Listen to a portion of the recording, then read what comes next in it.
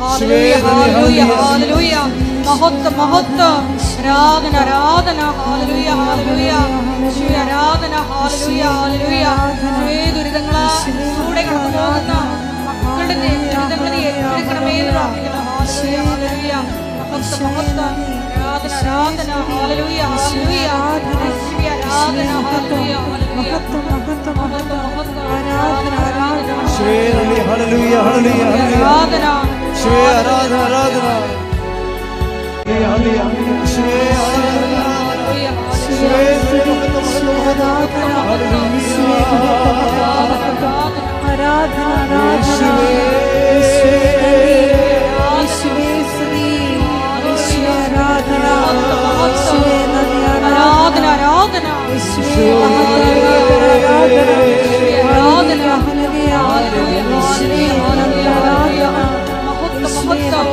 ആരാധന ആരാധന. ഹല്ലേലൂയ യേശുവേ ആരാധന. യേശുവേ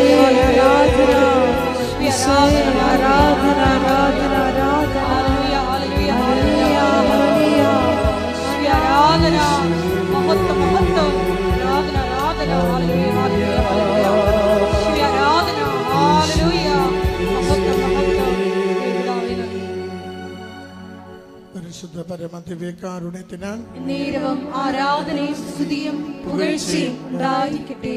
പരിശുദ്ധ പരമദിവ്യകാരുണ്യത്തിനാൽ നേരവും ആരാധനയും സ്തുതിയും പുകഴ്ചയും ഉണ്ടായിരിക്കട്ടെ. പരിശുദ്ധ പരമദിവ്യകാരുണ്യത്തിനാൽ നേരവും ആരാധനയും സ്തുതിയും പുകഴ്ചയും ഉണ്ടായിരിക്കട്ടെ. അമ്മേ പരിശുദ്ധ അമ്മേ, അമ്മേ പരിശുദ്ധ അമ്മേ, ദൈവമാതാവേ, കൃപാസനത്തിലൂടെ ഞങ്ങൾക്കും ഞങ്ങളുടെ ദേശത്തിനും അമ്മ മാധ്യസ്ഥം തേടുന്ന എല്ലാ അനുഗ്രഹങ്ങൾക്കും കൃപകൾക്കും ഞങ്ങളിപ്പോൾ ഹൃദയം നിറഞ്ഞ നന്ദി പറയുന്നു. നമുക്ക് സ്തുതിച്ച് പ്രാർത്ഥിക്കാം. ഹല്ലേലൂയ യേശുവേ സ്തുതി ആരാധന മഹത്വം. കുടുംബത്തിന് നൽകിയ സംരക്ഷണത്തിന് സമാധാനത്തിന് നന്ദി കർത്താവേ. എല്ലാ നന്മകൾക്കും അങ്ങേക്ക് നന്ദി കർത്താവേ. സ്തുതി ആരാധന മഹത്വം. സ്തുതി കർത്താവേ.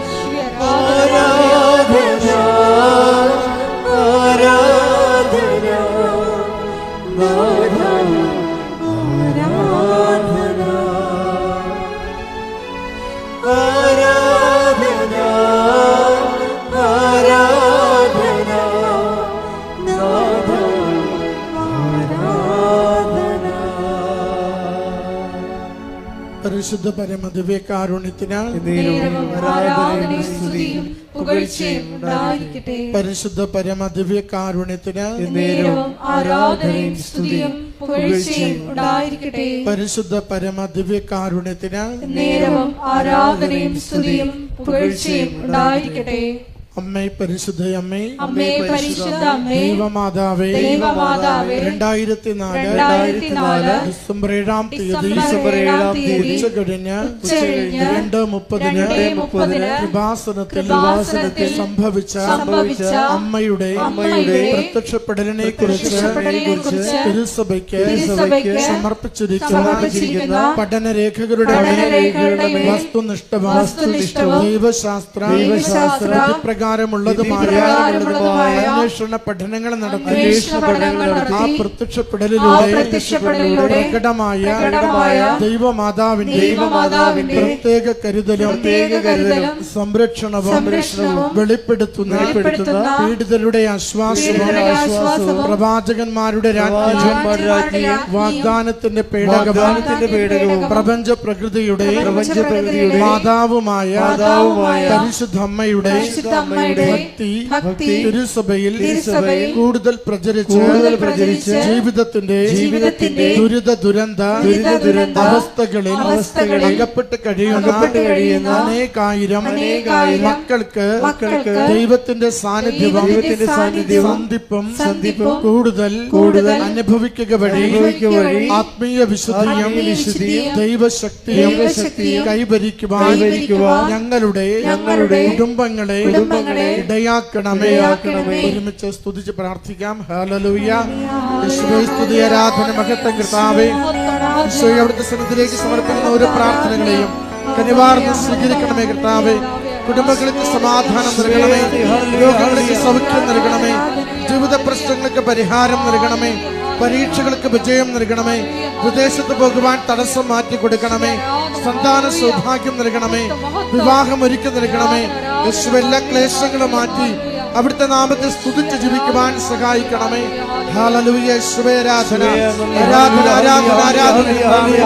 മഹത്വം കർത്താവേ, സ്തുതി കർത്താവേ. ആരാധന, ആരാധന കർത്താവേ.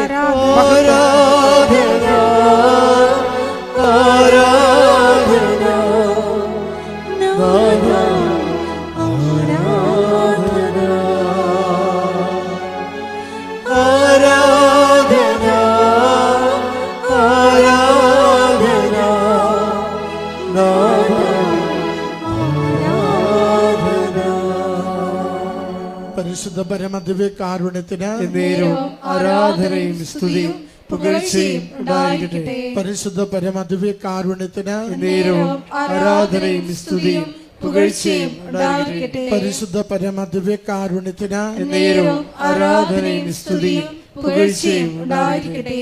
അമ്മേ പരിശുദ്ധയമ്മേ, പരിശുദ്ധമേ, ഭൂസ്വർലോകങ്ങളുടെ രാജ്ഞിയായ അങ്ങയ്ക്ക് ഭൗമ സംരക്ഷണത്തിനായി പ്രപഞ്ച പ്രകൃതിയെ തിരുസഭ പ്രതിഷ്ഠിക്കുവാൻ ഈ പ്രത്യക്ഷീകരണം വഴി ഇടയാക്കണമേ. പരിശുദ്ധമ്മേ, ജപമാല മാതാവേ, സകല കൃപാസനം പ്രാർത്ഥനകളോടും ചേർന്ന് ഞങ്ങളിപ്പോൾ പ്രാർത്ഥിക്കുന്ന ഈ സമൂഹത്തിന്റെ പ്രത്യേക നിയോഗവും അമ്മയുടെ പ്രത്യക്ഷീകരണത്തിന്റെ ഈ അനുഗ്രഹവേളയിൽ ഞങ്ങൾക്ക് സാധിച്ചു തരുവാൻ കനിയണമേ. ആമേൻ. ഒരുമിച്ച് സ്തുതിച്ച് പ്രാർത്ഥിക്കാം. ആരാധന, മഹത്വം കർത്താവേ. ധ്യാനം നയിക്കുന്ന ജോസഫിനെ പരിപാലിക്കണമേ. ദിവ്യ സന്ദേശത്തിന് നിങ്ങളെ സഹായിക്കണമേ. സൗഖ്യപ്പെടുന്ന ശുശ്രൂഷകളുടെ ആയിരങ്ങളെ ഇവിടുന്ന് സ്പർശിക്കണമേ. ഹല്ലേലൂയ. യേശുവേ സ്തുതി, ആരാധന, മഹത്വം കർത്താവേ. സ്തുതി, ആരാധന, ഹല്ലേലൂയ, ഹല്ലേലൂയ, ഹല്ലേലൂയ. യേശുവേ, ഒരിക്കൽ കൂടി ധ്യാനം നയിക്കാൻ പോകുന്ന ബഹുമാനപ്പെട്ട വിപു ജോസഫ് അച്ഛനെ ഞങ്ങളെ അൾത്താരയിൽ വികാരുണ്യ സന്നിധിയിൽ സമർപ്പിച്ചു പ്രാർത്ഥിക്കുന്നു. ഞങ്ങൾക്ക് ആവശ്യമായിട്ടുള്ള വചനങ്ങൾ നൽകണമേ എന്ന് ഞങ്ങൾ പ്രാർത്ഥിക്കുന്നു. വചനത്താൽ ഞങ്ങളെ വിശുദ്ധീകരിക്കണമേ എന്ന് പ്രാർത്ഥിക്കുന്നു. ശക്തീകരിക്കണമേ എന്ന് പ്രാർത്ഥിക്കുന്നു. ആത്മാവിൽ വഴി നടക്കണമേ എന്ന് പ്രാർത്ഥിക്കുന്നു. സാക്ഷികളാക്കി മാറ്റണമേ എന്ന് പ്രാർത്ഥിക്കുന്നു. Hallelujah, hallelujah. മഹത്വം, മഹത്വം, ആരാധന, ആരാധന. ദൈവപിതാവേ നന്ദി, ദൈവപിതാവേ മഹത്വം. ഹല്ലേലൂയ. മഹത്വം, മഹത്വം. വിവിധങ്ങളായ ജീവിത ദുരിതങ്ങളിലൂടെ കടന്നു പോകുന്ന മക്കളെ ഈ അൾത്താരയിൽ പ്രത്യേകമായിട്ട് സമർപ്പിച്ച് പ്രാർത്ഥിക്കുന്നു.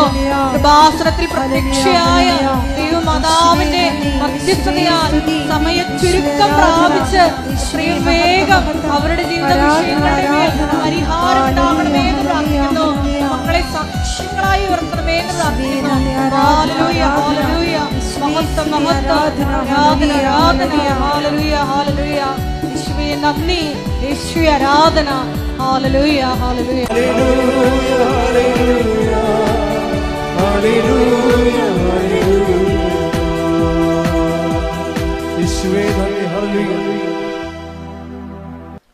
പരമദിവ്യകാരുണ്യത്തിന് ആരാധനയും സ്തുതിയും പുകഴ്ചയും ഉണ്ടായിരിക്കട്ടെ. പരിശുദ്ധ പരമദിവ്യകാരുണ്യത്തിന് ആരാധനയും സ്തുതിയും പുകഴ്ചയും ഉണ്ടായിരിക്കട്ടെ. ഉടമ്പടിയെ നമ്മൾ അടുത്ത് അറിയുന്നത്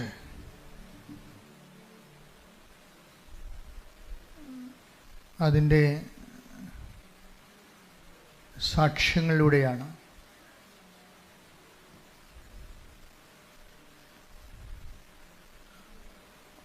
ഉടമ്പടിയിലുള്ള ദൈവഭാഗമെന്ന് പറയുന്നതും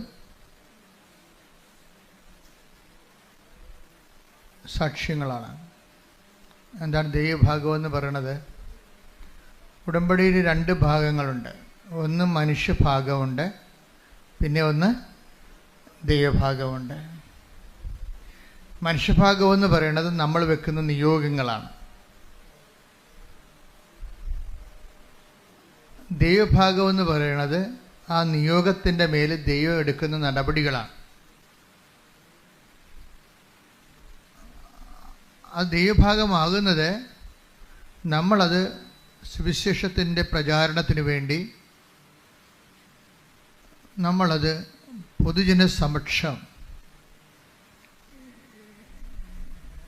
ഏറ്റുപറയണം.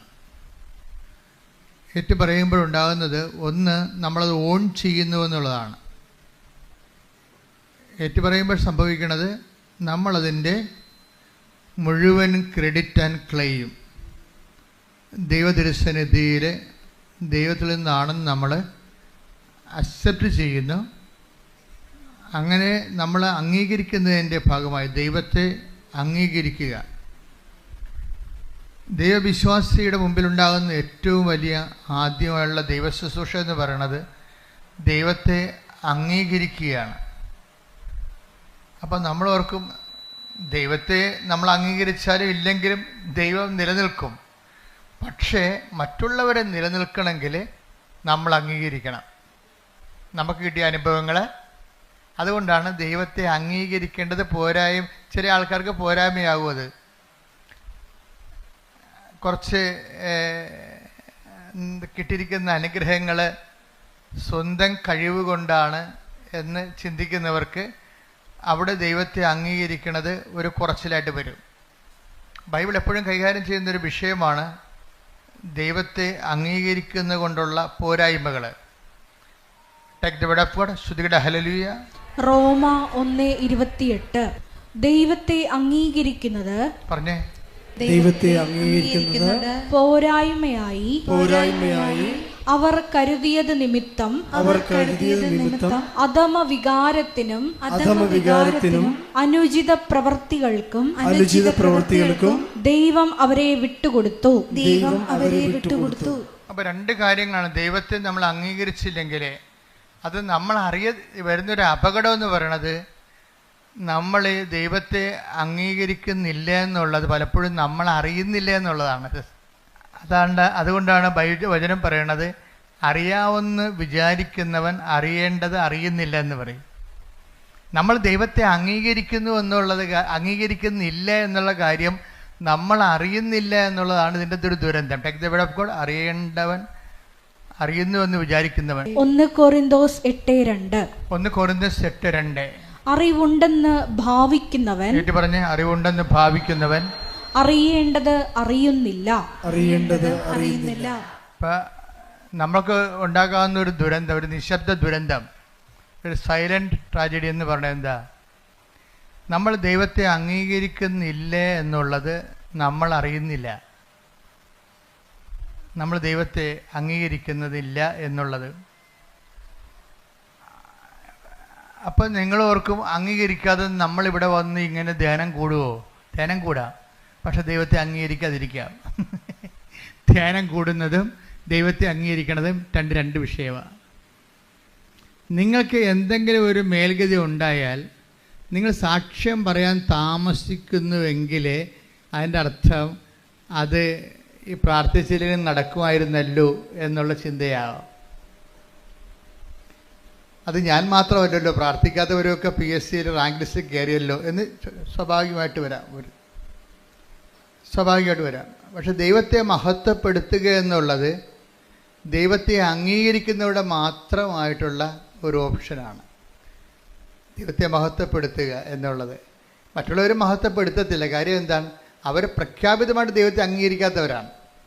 തങ്ങളുടെ കഴിവും ബുദ്ധിയും കൊണ്ടാണ് കാര്യങ്ങളെല്ലാം നടക്കുന്നതെന്ന്. ഇതാണ് ഒരു മനുഷ്യൻ്റെ ഏറ്റവും വലിയ പ്രലോഭനം ഏതാണെന്ന് എന്നോട് ചോദിച്ചാൽ ഞാൻ പറയും, ഒരു മനുഷ്യൻ്റെ നമ്മുടെ കഴിവും ബുദ്ധിയും കൊണ്ടാണ് നമ്മുടെ കാര്യങ്ങളെല്ലാം നടക്കുന്നത്. അതിനകത്ത് ദൈവത്തിന് പ്രത്യേകിച്ച് റോളൊന്നുമില്ല എന്ന് നമ്മൾ നിശബ്ദമായിട്ടെങ്കിലും അവബോധ മനസ്സിൽ ഒരു നിലപാടെടുത്തിട്ടുണ്ട്. അതുകൊണ്ടാണ് അങ്ങനെയുള്ളവർക്ക് അനുഗ്രഹം കിട്ടുമ്പോൾ അവർ പറയത്തില്ല, ഇത് എനിക്ക് 5-6 മാസം മുമ്പ് കിട്ടിയ അനുഗ്രഹമാണ്, ഞാനിപ്പോഴാണ് സാക്ഷ്യം പറയാൻ ഒത്തതെന്ന് പറഞ്ഞിട്ട്. എന്തുകൊണ്ട് അങ്ങനെ പറയണത്? അത്രയും ടൈം എടുക്കണത് എന്താണ്? സാധാരണ ദൈവ പൈതലിനെ സംബന്ധിച്ചിടത്തോളം അവർക്ക് ദൈവത്തിൻ്റെ ഭാഗത്തു നിന്നുള്ള ഇടപെടലാണെങ്കിൽ പരിശുദ്ധാത്മാവ് പെട്ടെന്ന് അവർക്ക് മനസ്സിലാകും. പരിശുദ്ധാത്മാവ് സ്ലോ ഡൗൺ ചെയ്യുന്നത് കൊണ്ടാണ് സാക്ഷ്യം പറയാൻ 6 മാസം എടുക്കുന്നത്. സാക്ഷ്യം പറയാൻ 6 മാസം എടുക്കുന്നത് കൊണ്ട് വരുന്ന ഒരു പ്രശ്നം വെച്ച് കഴിഞ്ഞാൽ പരിശുദ്ധാത്മാവ് വളരെ മന്ദഗതിയിലാണ് ഈ വ്യക്തിയിൽ ഇപ്പോഴും പ്രവർത്തിക്കുന്നത്. ഇനി നിങ്ങൾ സാക്ഷ്യം പറഞ്ഞില്ലെങ്കിലും ദൈവത്തിന് വലിയ കുഴപ്പമൊന്നുമില്ല. അത് എപ്പോഴും ഓർത്തേക്കണം. എന്താ കാര്യം വെച്ച് കഴിഞ്ഞാൽ സാക്ഷ്യം പറയാൻ താമസിക്കുന്നവർ സാക്ഷ്യം പറഞ്ഞില്ലെങ്കിലും ദൈവത്തിന് വലിയ കുഴപ്പമൊന്നുമില്ല. അതിൻ്റെ കാരണം, സാക്ഷ്യം പറയാൻ താമസിക്കുന്നതിൻ്റെ കാരണം അത് നമ്മളുടെ ക്ലെയിമിലും ക്രെഡിറ്റിലുമാണോ സംഭവിച്ചത്, അത് ദൈവം ഇടപെട്ടതാണോ എന്ന് നമുക്ക് സംശയമാണ്. ഈ സംശയമാണ് നമ്മളെ ഇങ്ങനെ 6 മാസം തള്ളി തള്ളി തള്ളി നീക്കിയത്.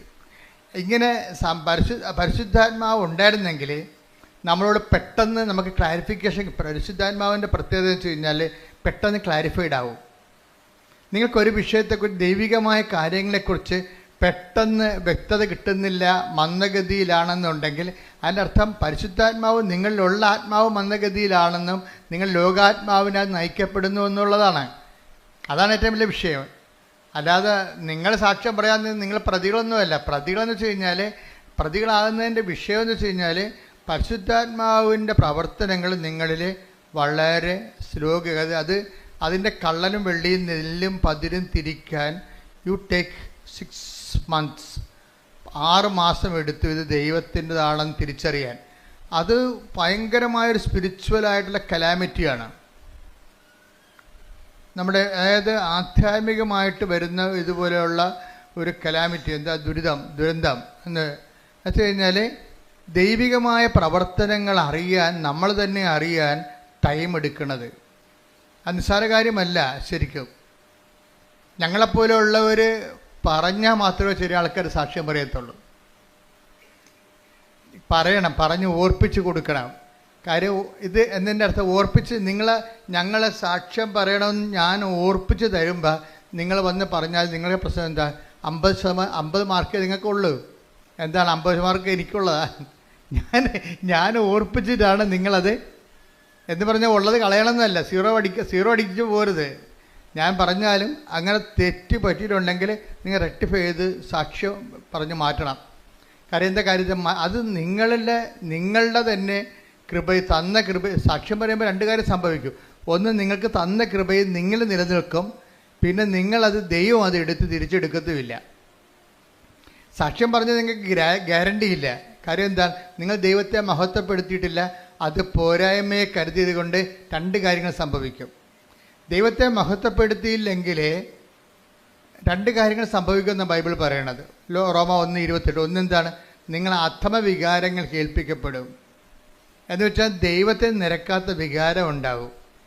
ഇതൊക്കെ ഇമോഷണലായിട്ട് പെരുമാറും. ഇപ്പോൾ ഒരു ജെയ്സൺ എന്ന് പറയുന്ന സഹോദരൻ്റെ സാക്ഷ്യമാണ് ഈ ആഴ്ചത്തെ ഏറ്റവും വലിയ സാക്ഷ്യം തോന്നണം. അപ്പം ജെയ്സൺ പറഞ്ഞത്, ഞാൻ വൈഫാണ് ഉടമ്പടി എടുത്തത്, ഞാൻ അവളുടെ കൂടെ വന്നു എന്നുള്ള കാര്യം സത്യമാണ്. എൻ്റെ വിഷയമാണ് അതിൻ്റെ അകത്ത് പറയണത്. വൈഫിൻ്റെ കാര്യം പറയുന്നുണ്ടെങ്കിലും വൈഫിനെ കൊണ്ടാണ് ഉടമ്പടി എടുപ്പിച്ചിരിക്കുന്നത്. അപ്പോൾ എനിക്ക് എൻ്റെ ഒരു വർക്കെന്ന് പറയണത്, ഞാനൊരു നല്ല ഷെഫാണ്. അതിൻ്റെ ഒരു ഇൻ്റർനാഷണലി ക്വാളിഫൈഡ് ഷെഫാണത്. അപ്പോൾ അതുകൊണ്ട് അയാൾക്ക് നല്ലവണ്ണം ഭക്ഷണം പാകം ചെയ്യാൻ നല്ലവണ്ണം അറിയാം. ഏത് പട്ടിക്കാട്ടി കൊണ്ടുപോയി ഒരു ഹോട്ടലിട്ടാലും പട്ടാളം പോലെ ആൾ കയറും. കാര്യം ഭക്ഷണം രുചികരമായിട്ട് ചെയ്യാൻ അറിയാവുന്നതുകൊണ്ട്. അപ്പം അതുകൊണ്ട് അയാൾക്ക് നല്ല കോൺഫിഡൻസ് ആണ്. അദ്ദേഹത്തിൽ നല്ല കോൺഫിഡൻസ്. നമ്മുടെ ഒരു വിഷയം, ഈ ഓവർ കോൺഫിഡൻസുകാരെ അവർ ഡേഞ്ചർ സോണിലാണ്. എപ്പോഴും ഒരു വിഷയത്തെക്കുറിച്ച് ഓവർ കോൺഫിഡൻസുകാരില്ലേ, അമിതമായ ആത്മവിശ്വാസമുള്ളവർ ഡേഞ്ചർ സോണിലാണ്. അവർ 2 തരത്തിലുള്ള ഡേഞ്ചർ സോണിലാണ്. ഒന്ന്, ഓവർ കോൺഫിഡൻസുകാർക്ക് പറ്റണത് അവർ എല്ലാ കാര്യവും അവരുടെ അക്കൗണ്ടിലേക്കാണ് വരവ് വെക്കുന്നത്. ദൈവത്തിൻ്റെ അക്കൗണ്ടിലേക്ക് കൊടുക്കത്തില്ല. കാര്യം എന്താണ്? ഇപ്പം ദാനം ചെയ്യാത്തവരില്ലേ, ദാനം ചെയ്യാത്തവർ, ഇപ്പോൾ ഉടമ്പടി എടുത്തിട്ടും ദാനശീലം വരാത്തവരെന്താണ്? എന്തുകൊണ്ടാണ് ദാനം ചെയ്യാത്തവർ? ഉടമ്പടി എടുത്തു, പക്ഷേ എന്നാലും ദാനം ചെയ്യത്തില്ല. നിങ്ങൾ ഇവിടെ കുത്തിരിക്കണത് കുറച്ച് പ്രൊഫഷണൽ ധർമ്മക്കാർക്ക് എന്തെങ്കിലും കൊടുക്കണ പോലെ അല്ല. അത് പിന്നെ അവരുടെ പ്രൊഫഷനാണ്. അതല്ല ഇപ്പം ഈ ജെയ്സനൊക്കെ ചെയ്തിരിക്കണമെന്ന് വെച്ച് കഴിഞ്ഞാൽ, ജെയ്സൺ കറക്റ്റ് കർത്താവിൻ്റെ അഭിഷേകത്തിൽ വന്നു കഴിഞ്ഞപ്പോൾ ചെയ്തത് എന്താണ്, ആ നാട്ടിലുള്ള എനിക്ക് തോന്നുന്നത് ഇവർ ഇവിടെയാണെന്ന് തോന്നണം, അതായത് ഇരിങ്ങാലിക്കൂടെ. അപ്പോൾ ആ നാട്ടിലുള്ള വണ്ടി ഇടിച്ച് കിടക്കുന്നവരുടെ എല്ലാം വീട്ടിൽ ചെല്ലും. ആരും പറഞ്ഞിട്ടില്ല. അപ്പോൾ അവർ വണ്ടി ഇടിച്ച് കിടക്കുന്നവർ, പണ്ട് സ്കൂട്ടർ ഇടിച്ച് കിടക്കുന്നവരും ബൈക്ക് ഇടിച്ച് കിടക്കുന്നവരും കൈ ഒടിഞ്ഞവരും പ്ലാസ്റ്റർ കിടക്കുന്നവരൊക്കെ വീട്ടിൽ ചെല്ലും. വീട്ടിൽ ചെന്നിട്ട് അവരുടെ വിശേഷം ആദ്യമായിട്ടും കാണുകയായിരിക്കും. ജെയ്സൺ എന്ന് പറഞ്ഞ ആൾ ഇവരെ ആദ്യമായിട്ടും കാണുകയാണ്. അപ്പോൾ അവർ തന്നെ ചോദിക്കും, എങ്ങനെയാണ് ചേട്ടനെ എന്നെ അറിയത്തില്ലല്ലോ, ഞാൻ ഇങ്ങനെ വണ്ടി അപകടത്തിൽ പെട്ടെന്ന് അറിയത്തില്ലല്ലോ. അപ്പോൾ അയാൾ പറയും, ഞാൻ ചോദിച്ചു വന്നു, ആൾക്കാരോട് ചോദിച്ചു. അപ്പോൾ അദ്ദേഹം പറയണത്, എനിക്ക് കാരുണ്യ പ്രവൃത്തികൾ ചെയ്യണത് ഇപ്പോൾ ഒരു കൊതി പോലെയാണ്. ഒരു വ്യക്തിയുടെ ഒരു ഉടമ്പടി എങ്ങനെ ഒരു വ്യക്തിയെ മാറ്റണം നോക്കിയേ.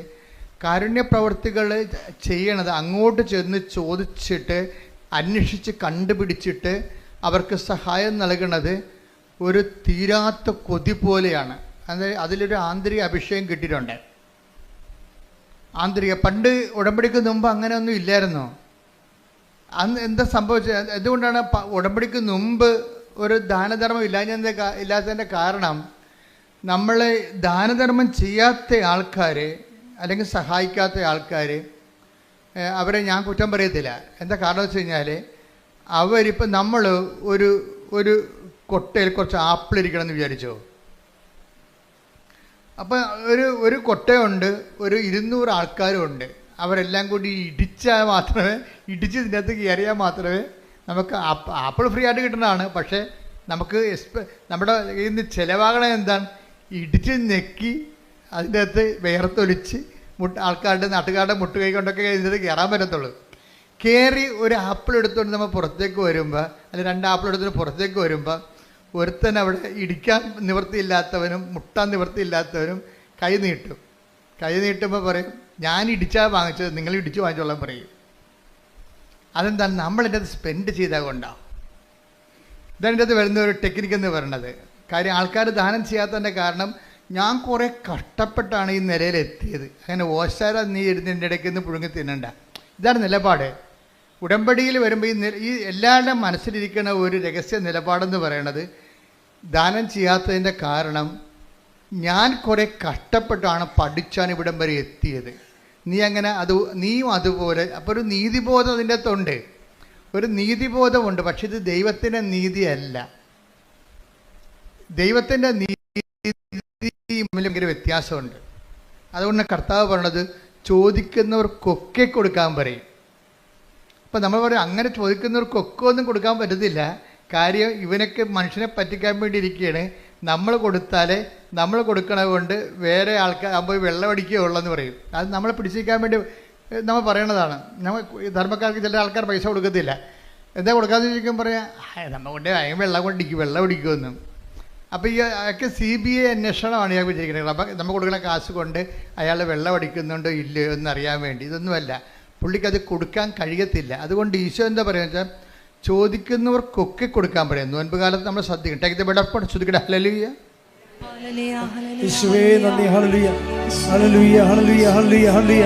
യേശുവേ ആരാധന, ആരാധന, ആരാധന. മത്തായി 5:42. മത്തായി 5:42. ചോദിക്കുന്നവന് കൊടുക്കുക, വായ്പ വാങ്ങാൻ ഇച്ഛിക്കുന്നവനിൽ നിന്ന് ഒഴിഞ്ഞു മാറരുത്. പക്ഷെ എന്താ പ്രോബ്ലം വെച്ച് കഴിഞ്ഞാൽ, ഇത് നമുക്ക് തോന്നുന്നു ഇത് ശരിയല്ലല്ലോ ഈ പറയണത്. ചോദിക്കുന്നതിനൊക്കെ കൊടുക്കാൻ പറ്റുമോ? വായ്പ വാങ്ങാൻ വരെ പറയുന്നവർക്ക് ഒഴിഞ്ഞു മാറിയാൽ നമ്മൾക്ക് പിന്നെ അവസാനം നമ്മൾ തന്നെ അടക്കേണ്ടി വരികയില്ലേ? ഇതൊക്കെ ശരിയാ, മാനുഷ്യമായി പറഞ്ഞാൽ ഇതെല്ലാം ശരിയാണ്. സുവിശേഷം മാനുഷ്യമായ നിലപാടിന് എതിരാണ്. എന്താ കാര്യം? സുവിശേഷ നീതി എന്ന് പറയുന്നത് മാനുഷിക നീതി, ലോകരാജ്യത്തിൻ്റെ നീതിയല്ല. ഇതൊരു ഭരണഘടനയിൽ ഇങ്ങനെ നമുക്ക് പറയുന്നത് കുഴപ്പമില്ല, കോടതിയിലൊക്കെ ഇത് വിലപ്പോവും. പക്ഷേ ദൈവത്തിൻ്റെ മുമ്പിൽ വിലപ്പോകത്തില്ല. കാര്യം എന്താണ്? ദൈവത്തിൻ്റെ മുമ്പിൽ വിലപ്പോകുന്നത് ദൈവരാജ്യത്തിൻ്റെ നീതിയാണ്. കർത്താവ് സംസാരിക്കുന്നത് ദൈവരാജ്യത്തിൻ്റെ നീതിയുടെ ലെവലിലാണ് സംസാരിക്കുന്നത്. അതുകൊണ്ടാണ് സുവിശേഷം ചിലർക്ക് മനസ്സിലാകാത്തതിൻ്റെ കാരണം. ദൈവരാജ്യ നീതി, അതാണ് ദൈവരാജ്യം ഭക്ഷണവും പാനീയവും അല്ലെന്ന് പറഞ്ഞിട്ട് എന്താ പറയണത്? നീതിയും സമാധാനം. അത് ദൈവരാജ്യത്ത് ഇതേക്ക് എവിടെപ്പോൾ ശ്രുതികട ഹല്ലേലൂയ ഹല്ലേലൂയ ഹല്ലേലൂയ ഹല്ലേലൂയ ഹല്ലേലൂയ യേശുവേ നന്ദി, യേശുവേ സ്തുതി. ഹല്ലേലൂയ ഹല്ലേലൂയ ഹല്ലേലൂയ ഹല്ലേലൂയ. റോമ 14:17. റോമ 14:17. ദൈവരാജ്യം എന്നാൽ പറഞ്ഞ ദൈവരാജ്യം എന്നാൽ ഭക്ഷണവും പാനീയവുമല്ല, പ്രത്യുത നീതിയും സമാധാനവും പരിശുദ്ധാത്മാവിലുള്ള സന്തോഷവുമാണ്. അപ്പൊ ഈ നീതിക്ക് സന്തോഷം നമ്മുടെ ജഡിക സന്തോഷമല്ല, മറിച്ച് എന്താണ്? ഇപ്പം ഒരു സംഭവം, നമുക്കൊരു ഉടുപ്പ്, 2 ഉടുപ്പുള്ളവന് ഒന്ന് കൊടുത്തില്ലാത്തവന് കൊടുത്തു കഴിയുമ്പോൾ നമുക്കൊരു സന്തോഷം ഉണ്ടാവും. 2 സന്തോഷം ഉണ്ടാവും. ഒന്ന് നമ്മുടെ അലമാരി ഈ സാധനം പോയി കിട്ടിയില്ല എന്ന സന്തോഷമുണ്ട്. കുറേ സാധനം ഇരിക്കുമ്പോഴേ നമ്മൾ അലമാരി തുറക്കുമ്പോഴേ ഉടുപ്പിനൊക്കെല്ലാം നമ്മളോട് ബഹുമാനമാണല്ലോ, നമ്മുടെ കാൽച്ചോട്ടി വന്ന് വീഴുമല്ല അത്. അപ്പോൾ വീട്ടുകാർ വിഷം ഉണ്ടാക്കി, ഇത് ആർക്കും കൊടുക്കാൻ പാടില്ലേ എന്ന് വെച്ചാൽ അപ്പോൾ പറഞ്ഞാൽ നമ്മൾ പറയും ഇത് കണ്ടുമുട്ടേണ്ട ആൾക്കാരെ. ഇപ്പം എല്ലാവർക്കും ആവശ്യത്തിന് ഡ്രസ്സാണെന്ന് നമ്മൾ പറയും. എന്നാലും കുറച്ച് കഴിയുമ്പോൾ അലമാരി തിങ്ങുമ്പോൾ പറയും ഒരു അലമാരി മേടിക്കാം. അലമാരി മേടിക്കുമ്പോൾ കാശ് 30,000-40,000 രൂപയാവും. അതിനേക്കാൾ ഉള്ളത് കൊടുത്തു കഴിഞ്ഞാൽ സ്ഥലം ഉണ്ടാക്കിയാൽ മതിയല്ല. ആ ഒരു സന്തോഷം ഉണ്ടാകും കൊടുക്കുമ്പോൾ. അലമാരി കാലിയാകുവാനുള്ള സന്തോഷം, അത് ജഡിക സന്തോഷമാണ്, ദൈവരാജ്യത്തിൻ്റെ അല്ല. പറഞ്ഞ മനസ്സിലായില്ലേ? ദാനം ചെയ്യുമ്പോൾ നമുക്കുണ്ടാകുന്ന സന്തോഷം, ആ സന്തോഷം ജഡിക സന്തോഷം എന്ന് പറയും. അതെന്താണ്? ലോക അരൂപിയാൽ നയിക്കപ്പെടുന്നതുകൊണ്ട് നമുക്ക് കുറച്ച് സ്ഥലം കിട്ടിയല്ല, അതിന് പുതിയ സാധനം വാങ്ങിക്കാമെന്ന് ഓർക്കുമ്പോൾ നമുക്ക് സന്തോഷമുണ്ട്. അതിൽ ആ ദാനത്തിലുണ്ടാകുന്ന സന്തോഷമാണ്. പക്ഷെ അത് പരിശുദ്ധാത്മാവിലുള്ള സന്തോഷമല്ല. നിങ്ങളീ പറഞ്ഞ പല കാര്യങ്ങളും, നമുക്ക് അനുഭവിക്കുന്ന പല വിഷയങ്ങളും ദൈവവുമായിട്ട് ബന്ധമില്ലാത്തതാണ്. പക്ഷേ ദൈവത്തിൻ്റെ അക്കൗണ്ടിലാണ് നമ്മളിതൊക്കെ അനുഭവിക്കുന്നത്. പക്ഷേ സംഭവം ജഡിക സന്തോഷമാണ്. വളരെ സൂക്ഷ്മതയോടെ കൈകാര്യം ചെയ്യേണ്ട വിഷയമാണ് ദൈവരാജ്യം. അപ്പോൾ ദൈവരാജ്യം എന്ന് പറയുമ്പോൾ ഈ നീതി, അതായത് നീതി എന്ന് പറയുന്നത് ദൈവത്തിൻ്റെ ഒരു നീതിയുണ്ട്. അത് ദൈവത്തിൻ്റെ നീതി മെരിട്ട് നോക്കാതെ ചെയ്യണ നീതിയാണ്. സ്നേഹത്തിൽ നിന്ന് വരുന്ന നീതിയാണത്. ഇപ്പോൾ ഈശോ ക്രൂശിക്കപ്പെട്ടു, ആ നീതി എന്താണ്? അവൻ നമ്മളെ നീതീകരിച്ചതിൻ്റെ ഒരു നീതിയാണ്. എന്തെന്ത്? അപ്പം നമ്മളുടെ ക്വാളിറ്റി നോക്കിയിട്ടാണ് ദൈവം നമ്മളെ, എല്ലാ ദുഷ്ടന്മാർക്കും ശിഷ്ടന്മാർക്കും വേണ്ടി ദൈവം പാപത്തിന് പരിഹാരം ചെയ്തിട്ടുണ്ട്. എന്താണ് എക്സ്പെൻഡിച്ചത്? ഈശോ ചെലവ് ചെയ്തത്, തൻ്റെ ജീവിതം ചെലവ് ചെയ്തപ്പോഴുണ്ടാകുന്നൊരു നീതി എന്താണ്? നമ്മളുടെ മെരിറ്റ് നോക്കിയിട്ടല്ല ചെയ്തിരിക്കുന്നത്. ഇതുപോലെയാണ് മറ്റുള്ളവരുടെ മെരിറ്റ് നോക്കാതെ നമ്മൾ അവർക്ക് വേണ്ടി ചെലവ് ചെയ്യുമ്പോൾ നമുക്ക് പരാതികളോ പരിഭവങ്ങളോ ഇല്ല. എന്താ ഞാനിങ്ങനെ പറഞ്ഞാൽ, ഈ ജെയ്സൺ എന്ന് പറയുന്ന കക്ഷി അവസാനം പറഞ്ഞു നിർത്തുന്ന കുറേ കാര്യങ്ങൾ, ജെയ്സൻ്റെ സാക്ഷ്യം എന്ന് പറയുന്നത് ഒരു സുവിശേഷമാണ്. ചില അവസാനം ഇദ്ദേഹം പറയണത്, ഇപ്പോഴേ ഞാൻ വല്ലാത്ത ഒരു ആത്മസംതൃപ്തി ഞാൻ അനുഭവിക്കുന്നുണ്ട്, ഞാൻ ദൈവത്തിൽ ആനന്ദിക്കുന്നുണ്ട്, ഞാൻ പറയണതെല്ലാം ആത്മീയ കാര്യങ്ങളാണ്, പക്ഷെ നിങ്ങൾ അത് ലോകത്തിൻ്റെ രീതി മനസ്സിലാക്കുന്നത് കൊണ്ട് എൻ്റെ സന്തോഷം നിങ്ങൾക്ക് ട്രാൻസ്ഫർ ചെയ്യാൻ പറ്റത്തില്ലെന്ന്. എന്ത് രസമാണ് ആ സാക്ഷ്യങ്ങൾ. അതായത് ഞാൻ അനുഭവിക്കുന്നൊരു ആത്മീയ സന്തോഷമാണ്. ഇങ്ങനെ ആൾക്കാരെ കണ്ട് തിരക്കി പിടിച്ചൊക്കെ ഞാൻ ചെല്ലുമ്പോഴേ, എന്നിട്ട് ജെയ്സൺ പറയും, ഇപ്പോഴേ എനിക്ക് തോന്നണത്, അദ്ദേഹത്തിൻ്റെ സ്വന്തം ഇൻട്രോസ്പെക്ഷൻസ് ഒത്തിരി ഉണ്ട് അതിൻ്റെ അകത്ത്. ഇപ്പോൾ തോന്നുന്നത് ഞാൻ എത്തേണ്ട ഇടത്ത് എത്തിയെന്ന് എനിക്ക് തോന്നണമെന്ന്. എന്തോ ഒരു കണ്ടൻറ്റഡ് ആയിട്ടുള്ള, ഹീസ് സോ കണ്ടൻറ്റഡ്. അതായത് ഒരു ഉടമ്പടി ജീവിതം ഒരു മനുഷ്യൻ നിന്ന്, എനിക്ക് പറഞ്ഞാൽ ആദ്യമായിട്ടാണ് ഉടമ്പടി ആയിട്ട് ഇങ്ങനെ ഒരു സംഭവം, ഒരു ഇൻട്രോസ്പെക്റ്റീവായിട്ടുള്ള ഒരു അസസ്മെൻറ്റ് വരണത്. അദ്ദേഹം പറയണത്, എനിക്ക് തോന്നണത് അദ്ദേഹത്തിൻ്റെ ജീവിത രീതി തന്നെ മാറി. ഇപ്പം ഞായറാഴ്ച പണ്ട് ആദ്യം വൈഫിനെ കൊണ്ട് ഉടമ്പടി എടുപ്പിച്ചുകൊണ്ടിരുന്നത്. വൈഫിനെ കൊണ്ട് ഉടമ്പടി എടുപ്പിച്ച് കഴിഞ്ഞാൽ പുള്ളിക്കാരൻ കൂടെ വന്നതേ ഉള്ളൂ. പക്ഷേ എന്നാ പറ്റിയെന്ന് വെച്ചാൽ വൈഫ് വളരെ കൃത്യമായിട്ട്, ഇവിടെ വിഷയമെന്ന് പറയുന്നത് 3 വിഷയങ്ങൾ ഉടമ്പടിയിലുള്ളത്. ഒന്ന്, അവർക്കൊരു സ്ഥാപനം തുടങ്ങണം. ഇങ്ങനെ ഷെഫല്ലേ, അപ്പോൾ ഹോട്ടൽ പോലെ ഒരു സ്വന്തമായിട്ട് റെസ്റ്റോറൻറ്റ് തുടങ്ങണം, അതൊന്ന്. രണ്ടാമത്തെ, വൈഫ് നേഴ്സാണ്, അപ്പോൾ അവർക്ക് യൂറോപ്പിൽ എവിടെയെങ്കിലും ഒരു ജോലി കിട്ടണം. അതാണ് അവരുടെ രണ്ട് വിഷയങ്ങൾ അതാണ്. ഒരെണ്ണം ഞാൻ മറന്നുപോയി. മൂന്ന് സബ്ജക്റ്റ് ഉണ്ട്. അതിൽ 2 ഇതാണ്. ഒന്ന് വൈഫിൻ്റെ ഒരു ജോലി കിട്ടണം, പുള്ളിക്കൊരു സ്ഥാപനം തുടങ്ങണം. ഇതാണ് ഈ 2 വിഷയങ്ങൾ. അപ്പോൾ ഈ വിഷയത്തിൽ വൈഫിനെ കൊണ്ട് ഉടമ്പടി എടുപ്പിച്ചു. വൈഫാണെങ്കിൽ അത് വളരെ സുന്ദരമായ രീതിയിൽ കർക്കശമായിട്ടും കൃത്യമായിട്ടും ക്ലിപ്തമായിട്ടും ഈ വിഷയം ഉടമ്പടി അനുഷ്ഠിച്ച് ജീവിക്കുകയാണ്. കൂടെ വന്നതിൻ്റെ പേരിൽ എനിക്ക് വൈഫ് ചെയ്യുന്നുണ്ടല്ലോ എന്ന് വിചാരിച്ചുകൊണ്ട് പുള്ളിക്കാരൻ ഇങ്ങനെ എലൂഫായിട്ട് നിൽക്കുകയാണ്. അതിനോട് ഡയറക്റ്റ് ഇൻവോൾവ് അല്ല ആൾ, ഡയറക്റ്റ് അതിൻ്റെ അകത്ത് ഇൻവോൾവ് അല്ല. എന്നുവെച്ചാൽ അദ്ദേഹം എനിക്കൊണ്ട് കുറ്റാലത്ത് എവിടെയോ ആ ഒരു ടൂറിസ്റ്റ് സ്പോട്ടാണ്. അതുകൊണ്ട് ഭയങ്കര ചിലവായ ഒരു ഞായറാഴ്ച അല്ല ടൂറിസ്റ്റിനകത്തിന് ആൾ വരണത്. അതുകൊണ്ട് പുള്ളിക്കാരൻ കട അടക്കത്തില്ല. തന്നെയല്ല 5 പള്ളികൾ ഈ സ്ഥലത്തുണ്ട്, പല സ്ഥലത്തായിട്ട് 5 സമയത്ത് കുർബാന ഉണ്ട്. അപ്പോൾ പുള്ളിക്കാരൻ കുർബാനയ്ക്ക് പോകും. എന്ന് വെച്ച് കഴിഞ്ഞാൽ അച്ഛൻ പുള്ളി പറയണത്, ഞാൻ അച്ഛൻ പള്ളി കുർബാനയ്ക്ക് കയറണം ഞാൻ ഇന്നുവരെ കണ്ടിട്ടില്ല, ഇറങ്ങണതും കണ്ടിട്ടില്ലെന്നും. എന്ന് വെച്ച് കഴിഞ്ഞാൽ എനിക്ക് പറഞ്ഞത് ഈ വായനയാകുമ്പോൾ പുള്ളിക്കാരൻ കയറി വരും.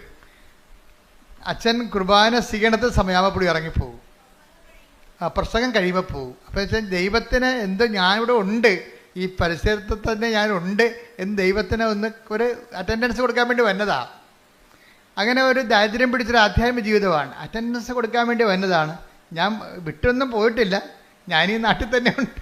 ദൈവത്തിനോട് പറയണതാണ്, ഞാൻ വിട്ടൊന്നും പോയിട്ടില്ല, ഞാനീ നാട്ടിൽ തന്നെ ഉണ്ട് എന്ന്. അതിൽ പകുതിയാകുമ്പോൾ കയറി വന്നിട്ട് കാൽഭാഗമാകുമ്പോൾ കയറി വരും, മുക്കാലാകുമ്പോൾ ആൾ തിരിച്ചു പോകും. അപ്പം അങ്ങനെ ഒരു ലൈഫാണ്. അപ്പം അതിൻ്റെ അങ്ങനെ ഒരു ലൈഫായപ്പോൾ എന്നാ പറ്റുക വെച്ച് കഴിഞ്ഞാൽ പെട്ടെന്ന് ഇവരുടെ ഉടമ്പടിക്ക് ആശ്രയം കാണാതെ പോയി. അത് പക്ഷേ വല്ലാത്ത ഒരു കാണാതെ പോക്കലായിപ്പോയി. കാര്യം ഉടമ്പടിക്ക് ആശ്രയം പണ്ട് ജെയ്സൻ്റെ വൈഫിനാണ് ഉടമ്പടി എടുത്തിരിക്കണത്. അവരൊരു പൊന്നുപോലെ ഇങ്ങനെ താലി പോലെ ഇങ്ങനെ നെഞ്ചിലിട്ടുകൊണ്ട് നടന്ന സംഭവമാണ്. പക്ഷെ അത് കാണാതെ പോയി. അവർ എറണാകുളത്ത് ഒരു സ്ഥലത്ത് പോയിട്ട് വന്നപ്പോൾ വീട്ടിൽ വന്ന് പിന്നെ ഒരു കടയിൽ പോയി കാപ്പി കുടിച്ചിട്ട് വീട്ടിൽ വന്നപ്പോൾ ഇത് കാണാനില്ല. വൈകുന്നേരം വൈഫാണെങ്കിൽ ഭ്രാന്ത് പിടിച്ച പോലെ. കാര്യം ഉടമ്പടിക്ക് ആശ്രയം എന്ന് പറഞ്ഞാൽ നിങ്ങൾക്ക് അറിയാമല്ലോ, അതാണ് അതിൻ്റെ ഉടമ്പടിയുടെ ആധാരമാണത്. പ്രമാണം പോയാൽ തീർച്ചയായിട്ടും ഉടമ്പടി ഞങ്ങളെ സംബന്ധിച്ച് നേരത്തെ നിങ്ങൾ പറഞ്ഞിട്ടുണ്ട്, it is equal to missing the covenant. പിന്നെ നിങ്ങൾ എന്ത് തലകുത്തി മറിഞ്ഞെന്ന് പറഞ്ഞാലും കൃപാസനം അംഗീകരിക്കത്തില്ല. എന്താ കാര്യം? ഉടമ്പടി പോയെന്ന് പറയും. കാര്യം ഉടമ്പടി ഏറ്റവും പ്രധാനപ്പെട്ട സംഭവം ഉടമ്പടിക്ക് ആശ്രയമാണ്. അപ്പോൾ എൻ്റെ മനസ്സിൽ ഈ പരിശുദ്ധ അമ്മ ആദ്യമേ തന്നത്, ഈ ഉടമ്പടിക്ക് ആശ്രയം മിസ്സായി കഴിഞ്ഞാൽ പിന്നെ ഉണ്ടാകുന്നൊരു വിഷയമെന്ന് പറയണത് ആ ഉടമ്പടി തന്നെ. കാര്യം ഉടമ്പടിക്ക് ആശ്രയം സൂക്ഷിക്കാൻ പറ്റാത്ത ആളിന് ഉടമ്പടി പാലിക്കാൻ പറ്റത്തില്ലെന്നുള്ളതാണ് ഞങ്ങൾക്ക് കിട്ടിയിരിക്കുന്ന റീഡിങ്. അതെപ്പോഴും ഓർത്തേക്കണം. ഉടമ്പടിക്ക് ആശ്രയം നിങ്ങളിൽ നിന്ന് മിസ്സായാൽ അതിൻ്റെ അർത്ഥം, എനിക്ക് അമ്മ എന്നോട് പറഞ്ഞിരിക്കുന്നത് അവളുടെ ഉടമ്പടിയിലല്ല എന്നാണ് പറഞ്ഞിരിക്കുന്നത്. ഉടമ്പടിയിലാണെങ്കിൽ ഒരിക്കലും മിസ്സാകത്തില്ല. ഞങ്ങൾ അതുകൊണ്ടാണ് ഒരിക്കലും ഉടമ്പടി, പണ്ട് ഞങ്ങൾ ഡ്യൂപ്ലിക്കേറ്റ് കൊടുക്കുമായിരുന്നു, ഇപ്പോൾ ഡ്യൂപ്ലിക്കേറ്റ് കൊടുക്കണില്ല. ഞങ്ങൾക്ക് ഇഷ്ടമുണ്ടെങ്കിൽ പൊതി എടുക്കുക, അല്ലെങ്കിൽ ചാപ്റ്റർ ക്ലോസ് ചെയ്യാൻ പറയും, വണ്ടി വിട്ട് പോയിക്കൊള്ളാൻ പറയും. 2 ഓപ്ഷനേ ഉള്ളൂ. ഒന്നെങ്കിൽ ഉടമ്പടി കാശ് നഷ്ടപ്പെട്ടു പോയാൽ നിങ്ങൾക്ക് ഉടമ്പടി ജീവിക്കണമെന്നുണ്ടെങ്കിൽ പുതിയ ഉടമ്പടി എടുക്കണം, അല്ലെങ്കിൽ ഉടമ്പടി എന്നേക്കാൾ ബ്രേക്ക് ചെയ്തിട്ട് ആലപ്പുഴ വിട്ടു പോകാൻ പറയും. പിന്നെ ഈ ജന്മത്ത് ആലപ്പുഴ വരുമെന്ന് പറയും. എന്താ കാര്യം വെച്ച് കഴിഞ്ഞാൽ ഇത് വളരെ സീരിയസാണ്. കാര്യം ഉടമ്പടി ജീവൻ പണയം വെച്ച് ഉടമ്പടി ചെയ്യുന്ന ആൾക്കാരുണ്ട്. അത് ആത്മാർത്ഥമായിട്ട് നിങ്ങൾ ഉടമ്പടി ചെയ്യണമെങ്കിൽ ഉടമ്പടി കാശ് ഒരിക്കലും മിസ്സാകത്തില്ല. മിസ്സായാൽ മാതാവ് കാണിച്ചു തരും. അതാണ് രസം. ഭർത്താവ് നഷ്ടപ്പെട്ടെന്ന് പറഞ്ഞാലും കാണാനില്ലെന്ന് പറഞ്ഞാലും അച്ഛൻ ആ കേസ് പിടിക്കും. എന്താ കാര്യത്തിൽ എൻ്റെ മനസ്സിൽ പറഞ്ഞ അമ്മയ്ക്കറിയാമല്ലോ, അമ്മയല്ലേ ഏറ്റവും വലിയ സാറ്റലൈറ്റ് ക്യാമറ. അപ്പോൾ ഈ ആളെവിടെ ഉണ്ടെന്ന് അമ്മയ്ക്കറിയാമല്ലോ. അപ്പോൾ ഞാൻ പറയും, ഫസ്റ്റ് ടൈം നിങ്ങൾ മെസ്സേജ് നിങ്ങളെ ഉടമ്പടി പോകും, ഇന്നലെ സെക്കൻഡ് ടൈമിൽ വരുമ്പോൾ നമുക്ക് മെസ്സേജ് എടുക്കാം, ആളെവിടെ ഉണ്ടെന്ന് പറയാം എന്നൊക്കെ പറയും. എന്താ പ്രശ്നം വെച്ച് കഴിഞ്ഞാൽ ഫസ്റ്റ് ടൈമിൽ മെസ്സേജ് എടുത്തു കഴിഞ്ഞാലും ചില ആൾക്കാർ നന്നാകത്തില്ല. അതെപ്പോഴും നമ്മൾ ശ്രദ്ധിക്കണം. എന്താ വെച്ച് കഴിഞ്ഞാൽ ഇത് അത്ര വലിയ ആനക്കാര്യമല്ല. പെട്ടെന്ന് കർത്താവിൻ്റെ നമുക്കൊരു, നിങ്ങൾ ദൈവത്തിൻ്റെ ഉള്ളവരാണെങ്കിൽ അങ്ങനെ ഉണ്ട്. ഈ ദൈവത്തിനുള്ളവർ ഞങ്ങളെപ്പോഴും ശ്രമിക്കുന്നത് എന്താണെന്നറിയാമോ? നിങ്ങൾ ക്രിസ്തുവിനുള്ളവരാകാൻ വേണ്ടിയാണ് ഞങ്ങൾ ശ്രമിക്കുന്നത്. രണ്ട് തരം മനുഷ്യരുണ്ട്, ക്രിസ്തുവിനുള്ളവരും ഉണ്ട്, ക്രിസ്തുവിനില്ലാത്തവരും ഉണ്ട്. ഈ ഉള്ളവരോടാണ് പെട്ടെന്ന് ഈ ഉടമ്പടിയുടെ ഗുണം അറ്റാക്ക് വേടപ്പോൾ നിങ്ങൾ ക്രിസ്തുവിനുള്ളവരാണെങ്കിൽ സ്തുതിയുടെ ഹല്ലേലൂയ ഹല്ലേലൂയ ഹല്ലേലൂയ ഹല്ലേലൂയ. യേശുവേ നന്ദി, യേശുവേ സ്തുതി. ഹല്ലേലൂയ ഹല്ലേലൂയ ഹല്ലേലൂയ ഹല്ലേലൂയ ഹല്ലേലൂയ. യേശുവേ ആരാധന ആരാധന ആരാധന ആരാധന. മർക്കോസ് 9:41. മർക്കോസ് 9:41. നിങ്ങൾ ക്രിസ്തുവിനുള്ളവരാകയാൽ കേട്ടെ നിങ്ങൾ ക്രിസ്തുവിനുള്ളവരാകയാൽ അവന്റെ നാമത്തിൽ ആരെങ്കിലും നിങ്ങൾക്ക് ഒരു പാത്രം വെള്ളം കുടിക്കാൻ തന്നാൽ അവന് പ്രതിഫലം ലഭിക്കാതിരിക്കുകയില്ല എന്ന് ഞാൻ നിങ്ങളോട് പറയുന്നു. അപ്പം ഇത് ഞങ്ങളെപ്പോഴും എനിക്കിതിൻ്റെ ഗുട്ടൻസ് ഏറെക്കുറെ അറിയാവുന്നതുകൊണ്ട് ഞാൻ എപ്പോഴും ഉടമ്പടി ഭയങ്കര കാർക്കശ്യം കാണിക്കും. ഇവിടെയൊക്കെ ഭയങ്കര ബഹളമായിരിക്കും ചില സമയത്ത്. കുമ്പസാരമില്ല, കുർബാനയില്ല, എന്നിട്ട് കാര്യം കാണാൻ വേണ്ടി മാത്രം വയറ്റിപ്പഴപ്പിന് വേണ്ടി ദൈവത്തിനെ ദുർവിനിയോഗിക്കാൻ വരും. അതൊക്കെ ഭയങ്കര പടയിരിക്കും. പട കഴിഞ്ഞിട്ട് ഞാൻ പോകും. ഞാൻ പിന്നെ അടുത്ത കാര്യം ഈ അടുത്ത ആളിനെ അത് ബാധിക്കരുതില്ല. അതുകൊണ്ട് ഞാൻ ഇന്ന് പോയി ഇരുന്ന് പ്രാർത്ഥിച്ചിട്ട് തിരിച്ചു വരും. കാര്യം ഈ സാധനത്തോട് നമുക്കൊന്നും നടക്കത്തില്ല. കാര്യം അവർ ദൈവത്തെ ദുർവിനിയോഗിക്കാൻ വേണ്ടി ഭൗതികമായ ആനുകൂല്യങ്ങൾക്ക് വേണ്ടി മാത്രം തന്നെയാണ്. അവർക്ക് ദൈവത്തെ വേണ്ട, ദൈവത്തിൻ്റെ ആനുകൂല്യങ്ങൾ മാത്രം മതി. അപ്പം അങ്ങനെ ഒരു വർഗമുണ്ട്. ദൈവത്തെ അവർക്ക് വേണ്ട, പിന്നെ എന്ത് വേണം? ദൈവത്തിൻ്റെ ആനുകൂല്യം വേണം. അതാണ് വിഷയം. അവനെ ഒരിക്കൽ ക്രിസ്തീയ വിശ്വാസം ഉപേക്ഷിച്ചവരൊന്നും ഞാൻ മോണിറ്റർ ചെയ്യത്തില്ല. കാര്യം ക്രിസ്തീയ വിശ്വാസം കർത്താവ് വിശുദ്ധമായ രക്തത്താൽ അവൻ്റെ രക്തം കൊടുത്ത് വീണ്ടെടുത്തിട്ട് ദൈവം സൗജന്യ ദാനമായിട്ട് നൽകിയതാണത്. ആരെങ്കിലും കണ്ണി കാണുന്നതിനെ കണ്ടപ്പോൾ തന്നെ ഈ വിശ്വാസം നഷ്ടപ്പെടുത്തിക്കൊണ്ട് അവൻ്റെ പുറകെ പോയിട്ട് നാളെ ഇവിടെ വന്ന് സാക്ഷ്യം പറയാൻ പറഞ്ഞാൽ ഐ വിൽ നോട്ട് അലവ്. എന്താ അലവ്?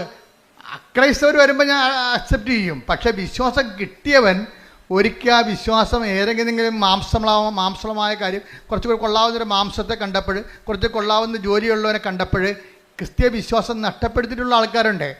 അവരെ സംബന്ധിച്ചിടത്തോളം ആൾക്കാരെ സമ്മതിക്കത്തില്ല. എന്താ കാര്യം? അവർക്ക് അനുതാപം ഉണ്ടാകണം. വേറെ ഒരു വഴി അവിടെ മുമ്പിലില്ല. അവർക്ക് ഈ വിഷയത്തെക്കുറിച്ച് തങ്ങൾ ആത്മാവിനും അവിടെ രക്തത്തിൽ പെടുന്ന കുഞ്ഞുങ്ങളെ വിശ്വാസം വളർത്താൻ അവർക്ക് കഴിഞ്ഞിട്ടില്ല. അതിനുള്ള സാഹചര്യം ഒരുക്കാരൊക്കെ പറ്റിയിട്ടില്ല. അതുകൊണ്ട് തന്നെ അവർക്ക് ആധ്യാത്മികമായ ബാധ്യതയുണ്ട്. എന്ന് വെച്ചാൽ അവർ രക്ഷപ്പെടത്തിലൊന്നും ഞാൻ പറയത്തില്ല. പക്ഷെ അവർക്ക് എന്ത് ചെയ്യണം? അവർക്ക് ഈ വിഷയത്തെക്കുറിച്ച് അനുതാപം ഉണ്ടാകണം. കാര്യം ഞാൻ ഒരിക്കൽ പ്രകാശം ലഭിച്ച ആളാണ്. ഞാനൊരിക്കൽ പ്രകാശം ലഭിച്ച ഒരാളാണ് ഞാൻ.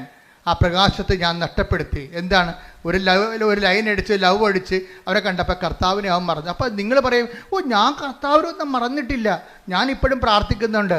നിങ്ങളറിയാമല്ലോ, നിങ്ങൾക്ക് നിങ്ങളുടെ രക്തത്തിൽ പെടുന്ന കുഞ്ഞിനെ, വിവാഹത്തിലുണ്ടാകുന്ന കുഞ്ഞുങ്ങളെ പുണ്യപൂർണ്ണം വളർത്താൻ വേണ്ടിയാണ് വിവാഹം സഭയിൽ സ്ഥാപിച്ചിരിക്കുന്നത്. നിങ്ങളുടെ കുഞ്ഞുങ്ങളെ വിശ്വാസത്തെ വളർത്താൻ പറ്റാത്തൊരു സാഹചര്യമാണ് മുന്നിൽ കണ്ടതെന്നുണ്ടെങ്കിൽ നിങ്ങൾക്കൊരു തീരുമാനം എടുക്കണം. ഒന്നുകിൽ നിത്യത അല്ലെങ്കിൽ അനുദിന ജീവിതം. നിങ്ങൾ അനുദിന ജീവിതത്തിന് നിത്യതയ്ക്കുള്ള പ്രാധാന്യം കൊടുത്തിട്ടുണ്ടെങ്കിൽ പിന്നെ യേശുക്രിസ്തു മുമ്പിൽ വരാൻ നിങ്ങൾക്ക് എന്താണ് കാരുണ്യം? പിന്നെ വയറ്റിപ്പഴപ്പിനോ? അത് നിങ്ങൾ വാങ്ങിച്ചുകൊണ്ട് പോയിക്കോളൂ. അതുകൊണ്ട് ഐ വിൽ നോട്ട് അലവ്. അത് എപ്പോഴും ശ്രദ്ധിക്കണം. നിങ്ങൾക്ക് ജീവിതകാലം മുഴുവൻ ഈ വിഷയത്തെക്കുറിച്ച് കർത്താവ് നൽകിയ ചൈതന്യം, കർത്താവ് നൽകിയിട്ടുള്ള വിശ്വാസം പാരമ്പര്യമായിട്ട് കിട്ടിയാലും ദൈവത്തിൻ്റെ അനന്തമായ കാരുണ്യം കൊണ്ടല്ല കിട്ടിയത്. അപ്പോൾ കുറച്ചുകൂടി അതിനോട് നമ്മൾ കഷ്ടപ്പെട്ടിട്ടല്ല, നമുക്ക് സൗജന്യമാണ് ദൈവം ദാനം തന്നിട്ടുണ്ടെങ്കിൽ, ക്രൈസ്തവ മാതാപിതാക്കന്മാരെന്ന നിലയിൽ അവരിൽ നിന്ന് നമ്മൾ ജനിച്ചത് കൊണ്ടാണ് നമുക്ക് വിശ്വാസം കിട്ടിയിട്ടുണ്ടെങ്കിൽ ആ വിശ്വാസത്തിന് നമ്മൾ കഷ്ടപ്പെട്ട് നേടിച്ച വിശ്വാസത്തെക്കാൾ വിലയുള്ളതാണ്. എന്താ കാരണം? ദൈവം അത് നമുക്ക് സൗജന്യ ദാനമായി തന്നിട്ടുണ്ടെങ്കിൽ ആ സൗജന്യ ദാനത്തിന് ദൈവത്തിൻ്റെ 100% ദൈവത്തിൻ്റെ കൃപയാണ്. എൻ്റെ വിശ്വാസം ഒന്ന് മനസ്സിലാക്കിയാൽ ആ വിശ്വാസത്തിന് മാനിച്ചുകൊണ്ട് ജീവിക്കാൻ ഞാൻ ബാധ്യതയുള്ളവനാണ്. അഥവാ എനിക്കത് ബാധ്യതയില്ല എങ്കിൽ, ഞാൻ ഇട്ടെറിഞ്ഞ് പോയിട്ടുണ്ടെങ്കിൽ, നിങ്ങൾ എറിഞ്ഞു കളഞ്ഞിരിക്കണം നിങ്ങളുടെ നിത്യതയും നിങ്ങളുടെ ആത്മാവിനുമാണെന്നുള്ള ബോധ്യം ഉണ്ടാകണം. അതേക്കുറിച്ച് നിങ്ങൾ അനുതപിക്കണം. ശ്രദ്ധിക്കട്ടെ. ഹല്ലേലൂയ ഹല്ലേലൂയ ഹല്ലേലൂയ ഹല്ലേലൂയ ഹല്ലേലൂയ ഹല്ലേലൂയ ഹല്ലേലൂയ. ദിവ്യകാരുണ്യത്തിന് ആരാധനയും സ്തുതിയും പുകഴ്ചയും ഉണ്ടാകട്ടെ. അങ്ങനെയുള്ള ചുറ്റുപാട് ജീവിക്കുന്നവർക്ക് സാക്ഷ്യം, അങ്ങനെയുള്ള ചുറ്റുപാട് ജീവിക്കുന്നവർക്ക് ഉടമ്പടി എടുക്കാം. കാര്യം ഉടമ്പടിയിൽ അനുതാപത്തിൻ്റെ കണ്ടന്റ് ഉണ്ട്. അതുകൊണ്ടാണ് അങ്ങനെയുള്ള ചുറ്റുപാട് ജീവിക്കുന്നവർക്ക് ഉടമ്പടി എടുക്കാൻ ഞാൻ അനുവദിച്ചിട്ടുണ്ട്. എന്താ കാര്യം? ഉടമ്പടിയിൽ അനുതാപത്തിൻ്റെ കണ്ടന്റ് ഉള്ളതാണ്. അപ്പോൾ അനുതാപത്തിലേക്ക് വരാൻ ദൈവത്തോട് ചെയ്തിരിക്കുന്ന ഒരു സാഹചര്യത്തിൽ, പ്രത്യേക സാഹചര്യത്തിൽ സമ്മതത്തിന് വിധേയമായിട്ട് നിൻ്റെ അജ്ഞതയുടെ കാലഘട്ടത്തെ ദൈവത്തെക്കുറിച്ച് അറിയാമായിരുന്നിട്ടും അറിയാമെന്ന സാഹചര്യം ഉണ്ടായിട്ടും ചില ആൾക്കാർക്ക് അറിയേണ്ടത് അറിയുന്നില്ല എന്ന് അറിഞ്ഞിരിക്കുന്നവനെന്ന് പറയുന്നവൻ അറിയേണ്ടത് അറിഞ്ഞിട്ടില്ല. നമ്മൾ നേരത്തെ വായിച്ചതുപോലെ അജ്ഞതയുടെ ഒരു കാലഘട്ടം ഉണ്ടാകും. പക്ഷേ അജ്ഞതയുടെ കാലഘട്ടത്തെ ദൈവം കണക്കിലെടുക്കാതിരിക്കണമെന്നുണ്ടെങ്കിൽ നമുക്ക് അതിന് ആനുപാതികമായിട്ട് അനുതാപം ഉണ്ടാകണം. അപ്പോൾ അജ്ഞതയുടെ കാലഘട്ടം. അപ്പോസ്തല പ്രവർത്തനങ്ങൾ 17:30. അപ്പോസ്തല പ്രവർത്തനം 17:30. അജ്ഞതയുടെ കാലഘട്ടങ്ങളെ അജ്ഞതയുടെ കാലഘട്ടങ്ങളെ ദൈവം കണക്കിലെടുത്തില്ല. എന്നാൽ ഇപ്പോൾ എല്ലായിടത്തുമുള്ള സകല ജനങ്ങളും പശ്ചാത്തപിക്കണമെന്ന് അവിടുന്ന് ആജ്ഞാപിക്കുന്നു. ആഗ്രഹിക്കണമല്ല, ആജ്ഞാപനമാണ്. മനസ്സിലായില്ലേ? ആത്മരക്ഷയുടെ ഭാഗമായതുകൊണ്ടാണ് ഇത് ആജ്ഞാപനം വന്നത്. അല്ലെങ്കിൽ ആഗ്രഹിച്ചാൽ മതി. അജ്ഞതയുടെ കാലഘട്ടത്തിൽ ദൈവം കണക്കിലെടുത്തില്ല. പക്ഷേ എന്താ പ്രശ്നം? ഇപ്പോഴാകട്ടെ എല്ലായിടത്തുമുള്ള എല്ലാവരുമാണ്. ആർക്കും ഒഴിവൊഴിവില്ല. എല്ലായിടത്തുമുള്ള എല്ലാവരും അനുതപിക്കണമെന്ന് അവിടുന്ന് ആജ്ഞാപിക്കുന്നു. നിന്റെ ഒരു ദുരന്തം ദൈവത്തിൻ്റെ ആജ്ഞാപനമായിട്ട് നീ തിരിച്ചറിയണം. ഇപ്പം കാശുരം കളഞ്ഞു പോയതൊരു ദുരന്തമാണ്. ആ ദൈവത്തിൻ്റെ ആജ്ഞാപനമായിട്ട് അയാൾ തിരിച്ചറിയണം. എന്താ കാര്യം? കാശുരുവൻ കളഞ്ഞു പോയ ഉടനെ ആ വൈഫ് അത് ശരിക്കും പറഞ്ഞ് അതിനു വേണ്ടി അവർ കാപ്പ കുടിച്ച കടയിൽ പോയി. പിന്നെ തലേ ദിവസം സുഭാഷ് പാർക്കിൽ പോയായിരുന്നു. വെളുപ്പിനെ വന്നിട്ട് സുഭാഷ് പാർക്ക് തുറപ്പിച്ചു. അതിൻ്റെ അകത്ത് അവരിരുന്ന സ്ഥലത്ത് പോയി നോക്കി, അവിടെ കണ്ടില്ല. കുറേ കഷ്ടപ്പെട്ട് അവസാനം ഇവിടെ വന്ന് അന്നത്തെ കാലത്ത് ഡ്യൂപ്ലിക്കേറ്റ് വാങ്ങിച്ചുകൊണ്ട് പോയി. ഇന്ന് ഡ്യൂപ്ലിക്കേറ്റ് പോലും ഇല്ലെന്ന് ഓർത്തേക്കണം കേട്ടോ. അങ്ങനെ സംഭവമേ ഇല്ല ഇപ്പം. പക്ഷേ എന്ത് പറ്റി? ഡ്യൂപ്ലിക്കേറ്റ് വാങ്ങിച്ചുകൊണ്ട് പോയിട്ടും പെട്ടെന്ന് കാര്യങ്ങൾ സംഭവിച്ചു. എന്താണ്? അവർക്ക് അവരുടെ പ്രോസസ്സായിട്ടിരിക്കുകയായിരുന്നാണ്. അവരുടെ വിസ പ്രോസസ്സായിട്ടിരിക്കുകയായിരുന്നു. അത് മൊത്തം അടലപടലാടെ ഇങ്ങനെ പൊളിഞ്ഞു വീണ് എല്ലാം ക്യാൻസലായി. പിറ്റേ ദിവസം അവരയച്ച പത്രം, പിറ്റേ ആഴ്ചയിൽ അവരയച്ച മുഴുവൻ അപേക്ഷ റിജക്റ്റ് ചെയ്ത് അതുപോലെ തന്നെ കൊറിയറിൽ തിരിച്ചു വന്നു. ഇയാൾ ആശ്രയം വെച്ചുള്ള കടകളിൽ കച്ചവടം കുറഞ്ഞു. നോക്കിയാൽ എല്ലാം, അതായത് നമ്മൾക്ക് വരാൻ പോകുന്ന ഒരു ദുരന്തമാണ്. അജ്ഞതയുടെ കാലഘട്ടത്തിൽ ദൈവം കണക്കിലെടുത്തില്ല. എന്നാൽ ഇപ്പോൾ എല്ലായിടത്തുമുള്ള എല്ലാവരും അനുതപിക്കണമെന്ന്. ഒരു ദുരന്തം വരുമ്പോൾ അനുതാപമാണ് ഉദ്ദേശിക്കുന്നത്. ദുരന്തത്തിൽ എല്ലാ ചെറിയ ഒരു വിശപ്പ് പോലും ഒരു ദുരന്തമാണ്. ഒരു രോഗം പോലും ഒരു ദുരന്തമാണ്. അതുകൊണ്ടല്ലേ 13:4 വായിച്ചോളൂ ലൂക്കായുടെ സുവിശേഷം. ശ്രുതികട ഹല്ലേലൂയ ഹല്ലേലൂയ ഹല്ലേലൂയ ഹല്ലേലൂയ യേശുവേ നന്ദി ഹല്ലേലൂയ ഹല്ലേലൂയ ഹല്ലേലൂയ ഹല്ലേലൂയ ഹല്ലേലൂയ ഹല്ലേലൂയ ഹല്ലേലൂയ. സീലോഹായിലെ ഗോപുരം ഇടിഞ്ഞു വീണ്. ദുരന്തം പിന്നെ കണ്ട 13:4 എന്താ പറയണത്? ഏറ്റു പറഞ്ഞ സിലോഹായിലെ ഗോപുരം ഇടിഞ്ഞു വീണ് കൊല്ലപ്പെട്ട ആ 18 പേർ അന്ന് ജെറുസലേമിൽ വസിച്ചിരുന്ന എല്ലാവരെയും കുറ്റക്കാരായിരുന്നു എന്ന് നിങ്ങൾ വിചാരിക്കുന്നുണ്ടോ? അല്ല എന്ന് ഞാൻ പറയുന്നു. പശ്ചാത്തപിക്കുന്നില്ലെങ്കിൽ നിങ്ങൾ എല്ലാവരും അതുപോലെ നശിക്കും. ദുരന്തത്തിന്റെ ഉദ്ദേശം എന്താണ്? പശ്ചാത്താപമാണ്. സിമ്പിളല്ലേ? ക്രിസ്തുവിന്റെ കാലത്ത് സംഭവിച്ച ഒരു വർത്തമാനകാല ന്യൂസാണത്. വർത്തമാനം. അന്ന് സിലോഹയിലെ ഗോപുരം വീണ് കുറച്ച് പേര് മരിച്ചു. ആ വാർത്ത കർത്താവിനോട് പറഞ്ഞപ്പോൾ കർത്താവ് എന്താ പറഞ്ഞത്? അവരെല്ലാവരെക്കാൾ പാപികളാണെന്ന് ഞാൻ കരുതണില്ല, പക്ഷെ പശ്ചാത്താപിച്ചില്ലെങ്കിൽ നിങ്ങളുടെ അവസ്ഥയും ഈ ദുരന്തം ക്ഷണിച്ചു വരുത്തിയിരിക്കും ചെയ്യണമെന്ന്. അവ സത്യമായ ദൈവത്തിൻ്റെ തിരുസന്നിധി വരുമ്പോൾ ദൈവം നമ്മൾ വഴി നടത്താൻ വേണ്ടി നമുക്ക് നമ്മുടെ ജീവിതത്തിൽ നമ്മളെ വിവേചിച്ച് എന്തെങ്കിലും ഇപ്പം നിങ്ങൾ എന്തെങ്കിലും ഒരു ദുരന്തം എന്ന് പറയുമ്പോഴേ മുഴുവനും മരണമാണെന്ന് ചിന്തിക്കേണ്ട കാര്യമില്ല. നമ്മുടെ വിശ്വാസം റിജക്റ്റ് ചെയ്യുന്നത് ഒരു ദുരന്തമാണ്. പരീക്ഷയ്ക്ക് ഒരു വിഷയം കാണാതിരിക്കണതും ഒരു മൊഡ്യൂൾ കിട്ടാതിരിക്കണത് ഒരു ദുരന്തമാണ്. കാര്യം വീണ്ടും നമ്മൾ റിപ്പീറ്റ് ചെയ്യണ്ടേ, വീണ്ടും കാശ് മുടക്കണ്ടേ. അപ്പോൾ എല്ലാ വിഷയങ്ങളെയും ബൈബിൾ കാണിക്കുന്ന ട്രാജഡീസിനെ എല്ലാത്തിനെയും ഇതുപോലെയുള്ള പരാജയങ്ങളെല്ലാത്തിനെയും ഇതുപോലെ ദൈവം പശ്ചാത്താപത്തിലേക്കാണ് ക്ഷണിക്കണത്. ഇപ്പം എന്താ ഇവിടെ കാശിലോ കളഞ്ഞുപോയി, അതൊരു ദുരന്തമാണ് ശരിക്കും പറഞ്ഞാൽ. കാശിന് കളഞ്ഞു പോയി. അതോടുകൂടി ദുരന്തം പുറപ്പെടാൻ സംഭവിക്കും. വിസ എല്ലാം തിരിച്ചു വന്നു. അതുപോലെ തന്നെ ഹോട്ടലിൻ്റെ അകത്ത് കച്ചവടം കുറഞ്ഞു. അപ്പം അതിന് ജെയ്സൺ പറയണത് എങ്ങനെയാ വെച്ച് കഴിഞ്ഞാൽ ഭാര്യ ഉടമ്പടി ജീവിക്കുന്നുണ്ടെങ്കിലും ഞാൻ ആ വീട്ടിൽ താമസിക്കുന്നുണ്ടല്ലോ, എനിക്കാണെങ്കിൽ ഒരു കുഴപ്പമുണ്ട്, വാ പിടിച്ചാൽ ഞാൻ തെറി പറയുമെന്ന്. അധികം ഓർക്കൊന്നും. അതായത് ഭാര്യ ഉടമ്പടി എടുത്തിട്ടും ഭർത്താവ് തെറി പറയണത്, കാര്യം പുള്ളിക്കാരൻ ആൾക്കാരെ കൊണ്ട് അനുവദിപ്പിക്കണമെന്നുണ്ടെങ്കിലേ, ഇപ്പം ഈ നമ്മുടെ ഭായിമാരല്ലേ ഇപ്പം നമ്മുടെ ഹോട്ടലിലൊക്കെ ഉള്ളത്, അപ്പം നമുക്ക് ഹിന്ദി അറിയാൻ പറ്റില്ല, പിന്നെ തെറിയല്ലേ പറയാൻ പറ്റത്തുള്ളൂ. ഇതാണ് ഇവിടുത്തെ അവസ്ഥ. ഹിന്ദി അറിയാൻ പറ്റാത്തത് കൊണ്ട് അവനെ പറഞ്ഞ് താമസിക്കാൻ വേണ്ടി തെറി പറയും. അപ്പം ഇങ്ങനെയൊക്കെ ഇതൊന്നും സുവിശേഷമായിട്ട് ജീവിക്കാൻ പറ്റത്തില്ല. നിങ്ങൾ ദ്വയാർത്ഥ പ്രയോഗങ്ങൾ, പിന്നെ വെച്ചുള്ള സംസാരങ്ങൾ, അതുപോലെ തന്നെ ദൈവത്തിന് നിരക്കാത്ത ഈ സംസാരത്തിനകത്ത് വരുന്ന പാകപ്പിഴകൾ, ഇതൊക്കെ നിങ്ങൾ ശ്രദ്ധിക്കണം വളരെയായിട്ട്. കാര്യം നിങ്ങൾ സുവിശേഷം വായിക്കുകയും സുവിശേഷം പറയുകയും ചെയ്യുന്ന നാവിനെ കൊണ്ടാണ് നിങ്ങൾ ഇതുപോലെയുള്ള. അതുകൊണ്ട് ഈ വിഷയത്തിലൊക്കെ എല്ലാം ദൈവം കുറച്ച് ശരിയാകും, കുറച്ച് ശരിയാകത്തില്ലെന്നല്ല. ദൈവത്തിൻ്റെ ഒരു പ്രശ്നം എല്ലാം ശരിയാകണമെന്ന് തന്നെയാണ്. അപ്പം അതുകൊണ്ട് പ്രാർത്ഥിക്കുക, കർത്താവായ ദൈവമേ, ഉടമ്പടി ഒരു ജീവിതക്രമം എന്ന നിലയിലെ വിശുദ്ധിയോടെ ജീവിക്കുവാൻ എന്റെ ജീവിതത്തിൽ വന്നു പോയിട്ടുള്ള അപരാധങ്ങൾക്ക് അനുതാപത്തോടെ ജീവിക്കുവാൻ എനിക്ക് പശ്ചാത്താപത്തിന്റെ അഭിഷേകം നൽകണമേ. ശ്രദ്ധിക്കട്ടെ.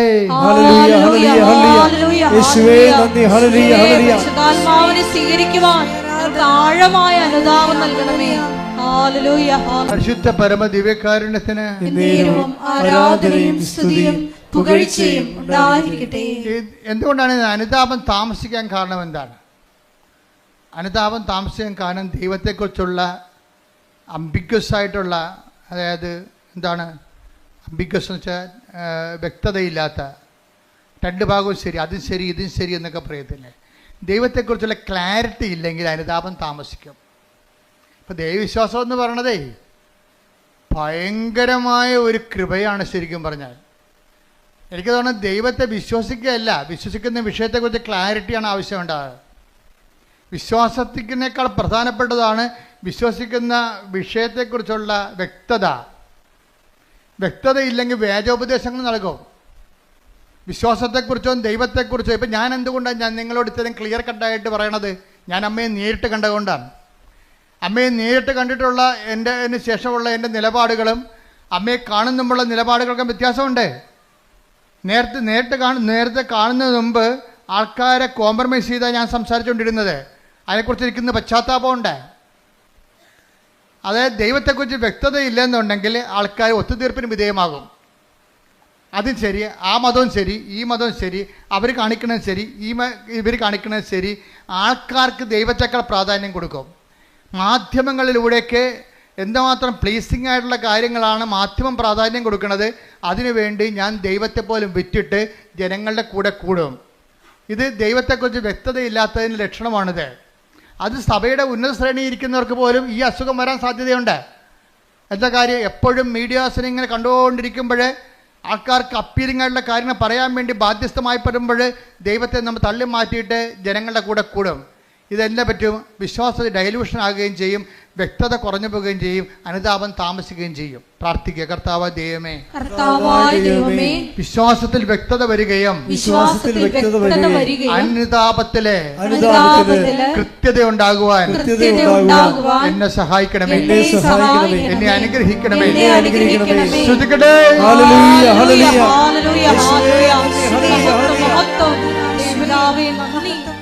അനുതാപത്തെക്കുറിച്ച് എന്തുകൊണ്ടാണ് അനുതാപം ജനിക്കാത്തതിൻ്റെ കാരണം എന്തുകൊണ്ടാണ്? അതിൻ്റെ ഒരു കാരണം ദൈവത്തെക്കുറിച്ച് വ്യക്തതയില്ലാത്തത് കൊണ്ടും വിശ്വസിക്കുന്ന കാര്യത്തെക്കുറിച്ച് കൃത്യതയില്ലാത്തത് കൊണ്ടാണ്. രണ്ടാമത്തേത് എന്തുകൊണ്ടാണ്? ദൈവത്തെ മാറ്റി നിർത്തിക്കൊണ്ടൊരു സ്നേഹം. ഇപ്പം നമ്മൾ സ്നേഹത്തിൻ്റെ ഒരു കുഴപ്പമുണ്ട്. സ്നേഹത്തിന് ഒരു കുഴപ്പമുണ്ട്. സ്നേഹം ഏറ്റവും നല്ലതാണ്, പക്ഷേ എല്ലാ കുഴപ്പം പിടിച്ച സംഭവമാണ്. സ്നേഹം ഇങ്ങോട്ട് വന്നു കഴിഞ്ഞാൽ ചിലർക്ക് സ്നേഹത്തിന് ഓവർ പ്രാധാന്യം വരും. അപ്പം വിവേചനം നഷ്ടപ്പെടും. പൗലോസ് അപ്പോസ്തലനെ പോലും വഴിതെറ്റിച്ചൊരു സംഭവമാണത്. തിമോത്തിയോട് പുള്ളിക്ക് ഭയങ്കര ഇഷ്ടമായിരുന്നു. തിമോത്തിക്ക് ഭയങ്കര വയറുവേദനയായിരുന്നു. അപ്പോൾ ഒരു പ്രാവശ്യം തിമോത്തിയോട് പറഞ്ഞേടാ വയറുവേദന കൊണ്ട് സഹിക്കാൻ പറ്റണില്ല എന്നൊക്കെ പറഞ്ഞ് പുള്ളിക്കും വയറുവേദന ഉണ്ടായിരുന്ന ആളാണ് ഈ പൗലോസ് അപ്പോസ്തലന്. ആൾസറൊക്കെ ഉണ്ടായിരുന്ന ആളാണ്. അപ്പോൾ ഈ വേദന തിമോത്തിയുടെ വേദന പുള്ളിക്ക് മനസ്സിലാകും. അപ്പം തിമോത്തിയോട് പറഞ്ഞ് എടാ അത്ര വേദനയാണെങ്കിൽ ഇത്തിരി വീഞ്ഞ് ഉപയോഗിക്കണേ വലിയ കുഴപ്പമില്ലെന്ന് പറഞ്ഞു. അതാണ് ഇപ്പോൾ വെള്ളം അടിക്കണവന്മാരെല്ലാം പറയണത്. പൗലോസ് അപ്പോസ്തലൻ പറഞ്ഞിട്ടുണ്ട് വെള്ളം അടിക്കാമെന്ന്.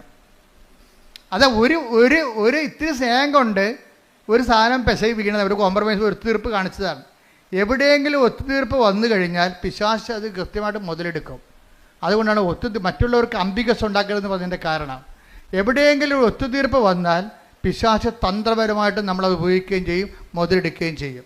അതുകൊണ്ട് തന്നെ ഈ വിത്തുതയിൽ നിങ്ങൾ സ്നേഹം കൂടുമ്പോൾ ആ സ്നേഹം കർത്താവ് പറയും എന്താണ് എല്ലാത്തിലുപരിയായി ദൈവത്തെ അതാണ് വിഷയം പറയണത്. അതുകൊണ്ട് കൽപ്പന വെച്ച് സെസ് ചെയ്യണതിൻ്റെ കാരണം അതാണ്.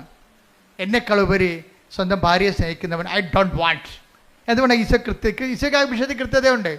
കർത്താവ് അങ്ങനെ പറയാമോ ഈശോയെ? നീ തന്നെയല്ലേ പറഞ്ഞത് ഒരു ശരീരമാണെന്ന് നീയല്ലേ തന്നെ പറഞ്ഞതേ. എന്നിട്ട് ഇപ്പം എന്താ പറയണത്? എന്നേക്കാൾ ഉപരി ഈ ഒരു ശരീരത്തിൻ്റെ പേരിൽ സ്നേഹിക്കാൻ പോയാൽ ദൈവത്തെ മാറ്റി നിർത്തിക്കൊണ്ട് വൈഫിനെയോ ഭർത്താവിനെ സ്നേഹിച്ച ഐ ഡോണ്ട് വാണ്ട് എന്ന് വെച്ച് കഴിഞ്ഞാൽ എന്താ കർത്താവ്? ദൈവത്തിന് ഒന്നാം സ്ഥാനം കൊടുക്കുന്നില്ലെങ്കിൽ നിൻ്റെ സ്നേഹങ്ങളെല്ലാം ശരിക്കും ചോദ്യചിഹ്നമായിട്ട് മാറും. നിസ്സാര കാര്യമല്ല ഇത്. Take the word of God. സ്തുതിക്കട്ടെ. ഹല്ലേലൂയ ഹല്ലേലൂയ ഹല്ലേലൂയ ഹല്ലേലൂയ. യേശുവേ നന്ദി. ഹല്ലേലൂയ ഹല്ലേലൂയ. മത്തായി 10:37 എന്നേക്കാൾ അധികം പിതാവിനെയോ മാതാവിനെയോ സ്നേഹിക്കുന്നവൻ എനിക്ക് യോഗ്യനല്ല. എന്നേക്കാൾ അധികം പുത്രനെയോ പുത്രിയെയോ സ്നേഹിക്കുന്നവനും എനിക്ക് യോഗ്യനല്ല. അപ്പൊ എന്താ പ്രശ്നം വെച്ച് കഴിഞ്ഞാല് നമ്മളെ ചിലര് കുഞ്ഞുങ്ങളുടെ സ്നേഹം കാരണം ഒന്നും മിണ്ടത്തില്ല. ചില കുഞ്ഞുങ്ങളോട് ചില അമിത 2 കുഞ്ഞുങ്ങളുള്ള കാരണം അമ്മമാർക്ക് ഭയങ്കര 2 കുഞ്ഞുങ്ങളായതാണ് ഏറ്റവും കൂടുതൽ കുഴപ്പമായിരിക്കണം. മുഴുവനും 2 കുഞ്ഞുങ്ങളായത് കാരണം കുഞ്ഞുങ്ങളെ വെറുപ്പിക്കാതിരിക്കണം. അവൻ പള്ളിയിൽ പോകണില്ല, ഞായറാഴ്ച കിടന്ന് ഉറക്കമാണെങ്കിലും കിടക്കട്ടെ, ഇന്നലെ കുറേ പഠിച്ച് കാണും, കൊണ്ടാ പോരെ. ഈ വിശ്വാസം നിലത്തിലടിക്കണം പിടിച്ച്. എന്താ കാര്യം? അവൾക്ക് ദൈവം നൽകിയ ഈ കുഞ്ഞ് പുറത്തോണ്ട് വരുമ്പോഴേ മാത്രമേ നമുക്കറിയാൻ പറ്റത്തില്ല കണ്ണുണ്ട, കൈയുണ്ട്, എപ്പിലെപ്സിയാണ്, ഓട്ടിസം ആണെന്ന് അറിയാൻ പാടില്ല. ദൈവം നല്ല കുഞ്ഞിനെ തന്നപ്പോഴേ ആ ദൈവത്തിനെയാണ് കുഞ്ഞിനേക്കാൾ കൂടെ സ്നേഹിക്കേണ്ടത്. ഇതിന് ഓട്ടിസം ആണെങ്കിൽ നീ എന്ത് ചെയ്തേനെ? ഇവിടെ കണ്ടിട്ടില്ലേ, നിങ്ങൾ കണ്ടിട്ടില്ലേ? കരഞ്ഞ് വിളിച്ച്. എനിക്ക് അവരോട് കാണുമ്പോൾ സങ്കടം തോന്നും. എന്ന് വെച്ച് കഴിഞ്ഞാൽ എനിക്ക് അരമണിക്കൂർ സഹിക്കാൻ പറ്റില്ല കുഞ്ഞു കിടന്ന് ബഹളം ഉണ്ടാക്കുന്നത്. ഇവിടെയുള്ള എല്ലാ രോഗികളെയും അവർ ഡിസ്റ്റർബ് ചെയ്യും. അപ്പം ഞാൻ ഓർക്കും ദൈവം ഈ തള്ള ഈ കുഞ്ഞിനെയും കൊണ്ട് ജന്മം മുഴുവനും കൊണ്ടു നടക്കണമല്ല. എൻ്റെ ദൈവവേദലേ, നിനക്കൊരു കുഞ്ഞിനെ ഉണ്ടെങ്കിൽ അതിന് ഓട്ടിസം ഇല്ലാതെ ഹൈപ്പർ ആക്ടിവിറ്റി ഇല്ലാതെ ഒരു കുഞ്ഞിനെ നീ പ്രസവിച്ച് വളർത്തുന്നുണ്ടെങ്കിലേ ആ കുഞ്ഞിനേക്കാൾ കൂടി നീ ദൈവത്തെ സ്നേഹിച്ചില്ലെങ്കിൽ അത് പ്രമാണത്തിനെതിരായിട്ട് വരും. എന്താ കാര്യം? നീ നിൻ്റെ കുഞ്ഞിനേക്കാൾ ഉപരി ദൈവത്തെക്കാൾ ഉപരി നിൻ്റെ കുഞ്ഞിനെ സ്നേഹിക്കുന്നു. അവന് വേദപാഠം നോക്കണില്ല, അവൻ്റെ പ്രാർത്ഥനാ ജീവിതം നോക്കണില്ല, അതുപോലെ തന്നെ അവൻ്റെ അവൻ്റെ കുർബാന കടം നോക്കണില്ല. അപ്പം നിങ്ങളവർക്ക് ഇതൊക്കെ ഇപ്പം നമ്മൾ ചോദിക്കും ഇപ്പോഴെന്ത് ജാതിയും മതവും ഇപ്പം ഒന്നുമില്ല. ജാതിയും മതമായാലും എല്ലാം നിങ്ങൾക്ക് പണിയായിരിക്കും. ദൈവത്തിൽ നിരക്കാത്തൊരു ജാതി കൊണ്ടുവന്ന കാര്യമില്ല. പക്ഷെ അതല്ല പ്രശ്നം. നിൻ്റെ ആത്മാവിനെ ഈശോ എന്താ പറഞ്ഞത്? നിങ്ങൾ ലോകം മുഴുവൻ നേടും, അമേരിക്കയിലും പോകും, അതുപോലെ തന്നെ നിങ്ങൾ PhD എടുക്കും, നിങ്ങൾ പറയുന്ന കേംബ്രിഡ്ജിൽ നിങ്ങൾ പ്രൊഫസറുമാകും. ലോകം മുഴുവനും നേടിയാലും നിന്റെ ആത്മാവ് നഷ്ടപ്പെട്ടാൽ എന്ത് പ്രയോജനം? Take the word of God. ശ്രദ്ധിക്കട്ടെ. ഹല്ലേലൂയ ഹല്ലേലൂയ ഹല്ലേലൂയ ഹല്ലേലൂയ. യേശുവേ നന്ദി. ഹല്ലേലൂയ ഹല്ലേലൂയ.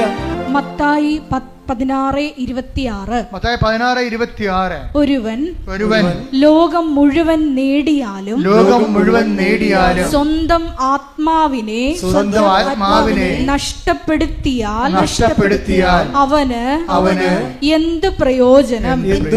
ഒരുവൻ സ്വന്തം ആത്മാവിന് പകരമായി എന്തു കൊടുക്കും? ഇപ്പം എന്താ പ്രശ്നം വെച്ച് കഴിഞ്ഞാൽ പിശാചിൻ്റെ ഒരു തന്ത്രം എന്ന് വെച്ച് കഴിഞ്ഞാൽ ആത്മാവ് ഇല്ലെന്ന് അങ്ങോട്ട് പറഞ്ഞ് തീർന്നില്ല പരിപാടി. കർത്താവ് കടക്കൽ കൊണ്ട് കത്തി വെച്ചിരിക്കുകയാണ്. വൃക്ഷങ്ങളുടെ വേരിനെ കൊടലേക്ക് പറഞ്ഞിരിക്കുന്നത് എന്താണ്? നിങ്ങൾ ലോകം മുഴുവൻ നേടിയാലും എല്ലാവരും മനുഷ്യൻ്റെ പറക്കാൻ പാച്ച എന്താണ്? അവൻ ആഗ്രഹിക്കുന്ന ലോകം, അവൻ ഉദ്ദേശിക്കുന്ന ലോകം, അവൻ സങ്കല്പിക്കുന്ന ലോകം നേടാൻ വേണ്ടിയല്ലേ? നിങ്ങൾ ഉടമ്പടി എടുത്തിരിക്കുന്നതിൻ്റെ ഉദ്ദേശം എന്താണ്? നിങ്ങൾ സങ്കല്പിക്കുന്ന ലോകം നേടാൻ വേണ്ടിയാണ്. പക്ഷെ കർത്താവ് ചോദിക്കുന്നത് എന്താണ്? ഈ സങ്കല്പിക്കുന്ന നിയോഗങ്ങളെല്ലാം നിറവേറിയാലും ആത്മാവ് നഷ്ടപ്പെട്ടാൽ എന്ത് പ്രയോജനം? അഥവാ ആത്മാവിന് പകരമായി നീ എന്ത് കൊടുക്കും? ശ്രുതികട ഹല്ലേലൂയ. ഹല്ലേലൂയ ഹല്ലേലൂയ ഹല്ലേലൂയ. ഈശോയെ ആരാധന. Hallelujah hallelujah. Praise the Lord. അപ്പോൾ ദൈവം ചിലപ്പോൾ നമ്മൾ ഒരു വീട്ടിലെ ഒരാളെങ്കിലും ഉണ്ടെങ്കിൽ, ഞാൻ പണ്ട് പറയുമായിരുന്നു, നീ ഒരാളെങ്കിലും നിൻ്റെ വീട്ടിലുണ്ടെങ്കിൽ, ദൈവമായിട്ട് ബന്ധമുള്ള ഉണ്ടെങ്കിൽ ദൈവം ആ വീടിനെ കളയത്തില്ല. അതുകൊണ്ടാണ് ഞാൻ ആരെങ്കിലും ഒരാളെങ്കിലും ഉണ്ടെങ്കിൽ ആ വീട് അക്സെപ്റ്റ് ചെയ്യുന്ന കാര്യം എന്നാണ്. ഇപ്പോൾ നിങ്ങൾ 4 പേരുണ്ട്, അത് 3 പേരും പോക്കാണെന്ന് വിചാരിച്ചോ, ഒരാളവിടെ ഉണ്ട്. ആ ഒരാളെ പ്രതി ദൈവം ആ വീട് കളയത്തില്ല. ഇപ്പം എൻ്റെ വൈഫിൻ്റെ കാശും കളഞ്ഞ്, വൈഫിൻ്റെ ജോലിയും പോയി, അവിടെ വീടെല്ലാം കൂപ്പ് കുത്തുകയാണ് ഇപ്പോൾ ജെയ്സൻ്റെ. അപ്പോൾ ജെയ്സൻ്റെ വീട് കൂപ്പ് കുത്തിയപ്പോൾ ജെയ്സൻ്റെ ശ്രദ്ധയിൽപ്പെട്ട് ഈ സംഭവം എല്ലാം കൈവിട്ട് പോകണമല്ല എന്ന് വിചാരിച്ച്. അപ്പോഴും ഒരാൾ കറങ്ങിത്തിരിഞ്ഞ് ഇയാളെ വീട്ടിൽ വരും. അമ്മ അങ്ങനെ ആളെ സെൻഡ് ചെയ്യും, അമ്മ ഒരാളെ സെൻഡ് ചെയ്യും. അപ്പോൾ ജെയ്സൻ്റെ വീട്ടിൽ വന്നപ്പോൾ ജെയ്സൺ പറഞ്ഞു, ഇപ്പോൾ ഭയങ്കര വലിച്ചിലാ, എൻ്റെ വൈഫിൻ്റെ ജോലിയെല്ലാം റിജക്റ്റായി, പിന്നെ എൻ്റെ ജോലിയും ശരിയാകണില്ല, ഞാൻ ട്രൈ ചെയ്തിട്ടും കിട്ടണില്ല, കടയൊക്കെ വിൽക്കാൻ പോവുകയാണ് എന്ന് പറഞ്ഞു. അപ്പോൾ ഉടനെ അയാൾ പറഞ്ഞേ, കൃപാസനത്തിൽ പോയായിരുന്നു, ഉടമ്പടി എടുത്തായിരുന്നു. ആരെടുത്ത്? വൈഫാണ് എടുത്തിരിക്കണത്. അപ്പോൾ ഉടനെ ഈ ആ കൂട്ടുകാരൻ പറയവേ, ഏയ് നീയല്ലേ എടുക്കേണ്ടതല്ലേ, വൈഫല്ലല്ല എടുക്കേണ്ടത്. തെറ്റിപ്പോയി, എടുത്തപ്പോൾ തെറ്റിപ്പോയി. ജെയ്സൺ ഈ സമയത്ത് സ്കൂട്ടായതാണ്. വൈഫിൻ്റെ പെടലേക്ക് വെച്ചിട്ട് അവളെ ഉപസിക്കണ്ട, ഞാനിങ്ങനെ തോന്നിയ ദിവസം തെറിയും പറഞ്ഞ് നടക്കുന്ന ആളല്ലേ. അതുകൊണ്ട് വൈഫിനെ കൊണ്ട് എടുപ്പിച്ച്. പക്ഷേ ഉടമ്പടി ഇവിടെ അക്സെപ്റ്റ് ആയിട്ടില്ല, കാശുരൂപം കാണാതെ പോയി. കാര്യം എന്താ? ഈ ഉടായ്പ് ജെയ്സൻ്റെ കയ്യിൽ ഈ ഉടായ്പിരിപ്പുണ്ട്. എന്താ കാര്യം? വൈഫിനെ കൊണ്ട് ഉടമ്പടി എടുപ്പിച്ചിട്ട് പുള്ളിക്ക് കൈ നനയാതെ മീൻ പിടിക്കണം. ഇത് നടക്കത്തില്ല, ഈ സംഭവം നടക്കത്തില്ല. ഇത് എപ്പോഴും നമ്മൾ ശ്രദ്ധിക്കണം കേട്ടോ. നിങ്ങൾ അപ്പനെയും അമ്മനെയും കൊണ്ട് നിങ്ങളുടെ കാര്യത്തിന് അപ്പനെയും അമ്മനെയും കൊണ്ട് ഉടമ്പടി എടുപ്പിക്കുന്നതിനേക്കാൾ നല്ലത് നിങ്ങൾ തന്നെ എടുക്കുന്നതാണ് നല്ലത്. കാര്യം ദൈവം സത്യസന്ധമായിട്ട് നിൽക്കുന്ന കാരണം നിങ്ങളുടെ കള്ളക്കളികളെല്ലാം ദൈവത്തിന് അറിയാൻ പറ്റും. അതുകൊണ്ട് അത് ഇപ്പം കാശുരൂപ നിങ്ങളുടെ വീട്ടിൽ കാശുരൂപൊക്കെ ഇരിപ്പുണ്ടാവും, പക്ഷെ ഉടമ്പടി കളഞ്ഞു പോയി കാണും. എന്താ കാര്യം? ദൈവത്തിനറിയാം ഇത് നിങ്ങളുടെ വിഷയമല്ല, യഥാർത്ഥ പ്രതി വേറെയാണ്. ഇപ്പം പോലീസുകാർ കൊലപാതകമൊക്കെ നടന്നു കഴിയുമ്പോൾ പാർട്ടിക്കാരൊക്കെ വേറെ പ്രതികളെ കൊടുക്കുമല്ല. ഇപ്പോൾ ഉണ്ടാകുന്നറിയത്തില്ല, പണ്ടൊക്കെ ഉണ്ടായിരുന്നു, സത്യമായിട്ട് ഉണ്ടായിരുന്നു. അപ്പം പെട്ടെന്ന് ആൾക്കാർ തണുത്ത് കുത്തിക്കൊന്നവനെ പിടിച്ചെന്ന് പറഞ്ഞപ്പോൾ തന്നെ തണുത്ത്. ആ പിടിച്ചവനാരാണ്? അവനിതോട്ടൊരു ബന്ധമില്ല, അവൻ സ്ഥിരമായിട്ട് പിടികൊടുക്കുന്ന ആളാണ്. പക്ഷെ പത്രത്തെ പേര് വരും, അത് വരുമ്പോൾ പ്രതിയെ പിടിച്ചു. പക്ഷേ ഇത് പോലീസിലും നാട്ടിലൊക്കെ നടക്കും, പക്ഷെ ദൈവത്തിനും നടക്കത്തില്ല. പ്രതി ആരാണ്? ജെയ്സനാണ്. പിടിച്ചിരിക്കണ ആരാണ്? ഭാര്യയാണ് പിടിച്ചിരിക്കണത്. അത് ഏക്കത്തില്ല, സംഭവം ചെയ്തില്ല, അത് റിജക്റ്റായി. കാശുരൂപം പോയി, മൊത്തം സാധനം ഉടമ്പടി വെച്ച സാധനം മൊത്തം തിരിച്ചു വരാൻ തുടങ്ങി. അപ്പോഴീ കൂട്ടുകാരൻ പക്ഷെ പറഞ്ഞപ്പോൾ ദൈവം ഇവരെ കൈവിടാഞ്ഞത് കൊണ്ട്, ദൈവം ഇതിൻ്റെ പിന്നിലുള്ളത് കൊണ്ട്, കൂട്ടുകാരൻ പറഞ്ഞപ്പോൾ തന്നെ ജെയ്സന് പെട്ടെന്ന് കത്തി. ശരിയാണല്ല, നിൻ്റെ കയ്യിലല്ലേ ഉടായിപ്പിരിക്കണത്. പക്ഷേ അയാളെ ബേസിക്കായിട്ട് നല്ല മനുഷ്യനാണ്, അതുകൊണ്ടല്ല അയാൾ പിന്നീട് ഉടമ്പടി വിജയിക്കണത്. അയാൾ മോശംകാരനല്ല. ഈ ഉടമ്പടി എടുത്തിട്ട് അതിൻ്റെ ചമ്മലിൽ ചെന്ന് ചാരണ്ട എന്ന് വിചാരിച്ചുകൊണ്ട് പുള്ളിക്ക് ഫ്രീ ആയിട്ട് പോകാൻ വേണ്ടി ഒരു ഫ്രീ മൂവിങ്ങിന് വേണ്ടി ചെയ്തതാണ്. ഫ്രീ മൂവിങ്ങിന് വേണ്ടി എന്ത് ചെയ്ത്? ദൈവത്തെ ഒഴിവാക്കി. അതും ദൈവത്തെ അംഗീകരിക്കണത് പോരായ്മയായിട്ട് കരുതിയതാണ്. ജീസൻ പറയുന്നുണ്ട്, എൻ്റെ വളർച്ച എൻ്റെ കഴിവ് കൊണ്ടാണെന്ന് ഞാൻ ധരിച്ചത് കൊണ്ടാണെന്ന്. നല്ല ഷെഫല്ലേ പുള്ളി.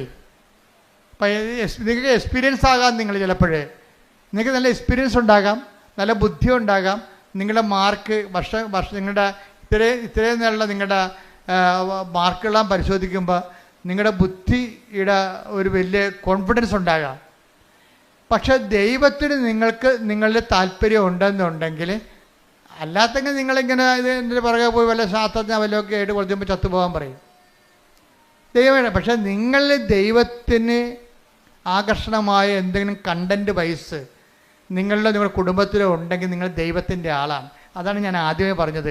നിങ്ങൾ ക്രിസ്തുവിനുള്ളവരാണെങ്കിൽ അത് ക്രിസ്തു നിങ്ങളെ കൈമോശം സൂക്ഷിക്കും. ക്രിസ്തു ഇല്ലെങ്കിൽ പ്രശ്നമൊന്നുമില്ല, ദൈവത്തിന് റിസ്ക് ഇല്ല കാര്യത്തിൽ. എവിടെയെങ്കിലും പോയി തൊലയണമെന്ന് പറയും, നോ പ്രോബ്ലം. ക്രിസ്തുവിനുള്ളതെന്ന് പറഞ്ഞാൽ എന്താണ്? ക്രിസ്തുവിനാലിൻ്റെ വിശുദ്ധമായ രക്തത്താൽ വീണ്ടെടുക്കപ്പെട്ടവനാണ്, വീണ്ടെടുക്കപ്പെട്ടവളാണ് ഞാനെന്ന രീതിയിൽ ക്രിസ്തുവിനോടൊരു വിശ്വാസവും ഒരു സ്നേഹവും ഒക്കെ നമുക്കുണ്ടെങ്കിൽ നമ്മൾ അതിൻ്റെ പേരിൽ നമ്മുടെ ജീവിതം ക്രിസ്തുവിൻ്റെ വാക്കിന് അനപേക്ഷിതമായിട്ട് ക്രമീകരിക്കാൻ ഉദ്ദേശിക്കുന്നവരാണ്. അതിനെ ഉദ്ദേശിക്കാനുള്ള സാധ്യതയുണ്ട്. എപ്പോഴെങ്കിലുമായിട്ട് ഞാൻ ദൈവത്തേക്ക് തിരിച്ചു വരും എന്നൊക്കെ ഉള്ളൊരു മാനസിക അവസ്ഥയാണെങ്കിൽ നിങ്ങൾ ക്രിസ്തുവിനുള്ള ആൾക്കാരാണ്. ക്രിസ്തുവിനുള്ളവരാണെങ്കിൽ എന്ത് ചെയ്യും? നിങ്ങളെ ഹെൽപ്പ് ചെയ്യാൻ വേണ്ടി ദൈവം ആരെങ്കിലും നിശ്ചയിക്കും. അങ്ങനെയാണ് ഈ കൂട്ടുകാരൻ ജെയ്സൻ്റെ വീട്ടിൽ വരണത്. ഇപ്പോൾ ജെയ്സൺ പറയും, ശരി നിങ്ങളെ പറഞ്ഞപ്പോഴേക്കും മനസ്സിലായി, എന്നാൽ ഞാൻ പോയി ഉടമ്പടി എടുക്കാമെന്ന് പറഞ്ഞു. അപ്പോൾ ജെയ്സൺ വൈഫിനെയും കൂട്ടി വരും. വൈഫിനോട് പറയും നമുക്ക് കൃപാസനത്തിൽ പോകാം. അപ്പോൾ വൈഫ് ചോദിക്കും, എന്തിനാ? അല്ല ഉടമ്പടി എടുക്കാൻ. അല്ല അത് ഞാൻ എടുത്തോളാം, നീ എടുക്കണ്ട. അപ്പോൾ വൈഫ് ചോദിക്കും, നിങ്ങളെടുക്കുക? അച്ഛൻ പറഞ്ഞ് കേട്ടിട്ടില്ലേ, ആലപ്പുഴ വന്ന് പണി മേടിക്കരുതെന്ന്. നിങ്ങളെടുക്കുക. അപ്പോൾ എടുക്കാമെന്ന് പറഞ്ഞപ്പോൾ ഇയാൾ തീരുമാനം എടുക്കാമെന്നുള്ള തീരുമാനം എടുത്തിട്ട് എന്താ ചെയ്യണമെന്നറിയാവോ? എടുത്തിട്ട് ഉടമ്പടി എടുത്തു കഴിഞ്ഞിട്ട് ജെയ്സൺ പറയും, എൻ്റെ ലൈഫ് രണ്ടായി മാറുകയാണ്. എന്താണ്? ഉടമ്പടിക്ക് മുമ്പും ഉടമ്പടിക്ക് ശേഷവും. ഞാൻ ആദ്യം ചെയ്തത് ഞായറാഴ്ച എൻ്റെ കട പൂട്ടിയെന്ന് പറഞ്ഞു. അതാണ് തീരുമാനം. അതായത് നല്ല ടൂറിസ്റ്റ് സ്പോട്ടിൽ ആവശ്യത്തിന് കാശ് കിട്ടുന്ന കടയാണ്. ഞായറാഴ്ച ഞാൻ എൻ്റെ കട അടച്ചു. അതിൽ നിന്ന് കിട്ടുന്ന പൊന്നാണെങ്കിലും വേണ്ടെന്ന് വെച്ചു. അപ്പോൾ തന്നെ തീരുമാനം കറക്റ്റായില്ലേ? അപ്പോൾ എന്താ പ്രശ്നം വെച്ചാൽ ദൈവത്തിനെ ബോധ്യപ്പെടുത്തുകയാണ് നമ്മുടെ ഉദ്ദേശം. എനിക്ക് ഞായറാഴ്ച നിൻ്റെ കുർബാനയും അതുപോലെ തന്നെ നിൻ്റെ ശുശ്രൂഷകളും മുടങ്ങിയിട്ട് ഉണ്ടാക്കുന്ന കാശ് എനിക്ക് വേണ്ട, എനിക്ക് കിട്ടുന്ന സമ്പത്തിനേക്കാൾ വലുതാണ് നീ എന്നുള്ള രീതിയിൽ ദൈവത്തിനൊരു വിശ്വാസത്തിലെടുത്ത് ഞാൻ കഴിഞ്ഞ ദിവസങ്ങളിൽ നിങ്ങളുടെ ഈ ലിവിങ് ബ്രെഡിൽ പറഞ്ഞായിരുന്നു, ഡെയിലി ബ്രെഡിൽ എന്താണ് ദൈവവിശ്വാസ ജീവിതത്തിൻ്റെ റിസ്ക് എന്താണ്? ഒന്നാമത്തെ റിസ്ക് എന്ന് പറയുന്നത് നമ്മൾ ദൈവത്തിൽ വിശ്വസിക്കുന്നു എന്നുള്ളത് ദൈവത്തെ വിശ്വസിപ്പിച്ചെടുക്കുന്നതാണ് റിസ്ക്. മനസ്സിലായില്ലേ? ദൈവവിശ്വാസ ജീവിതത്തിൻ്റെ റിസ്ക് എന്താണ്?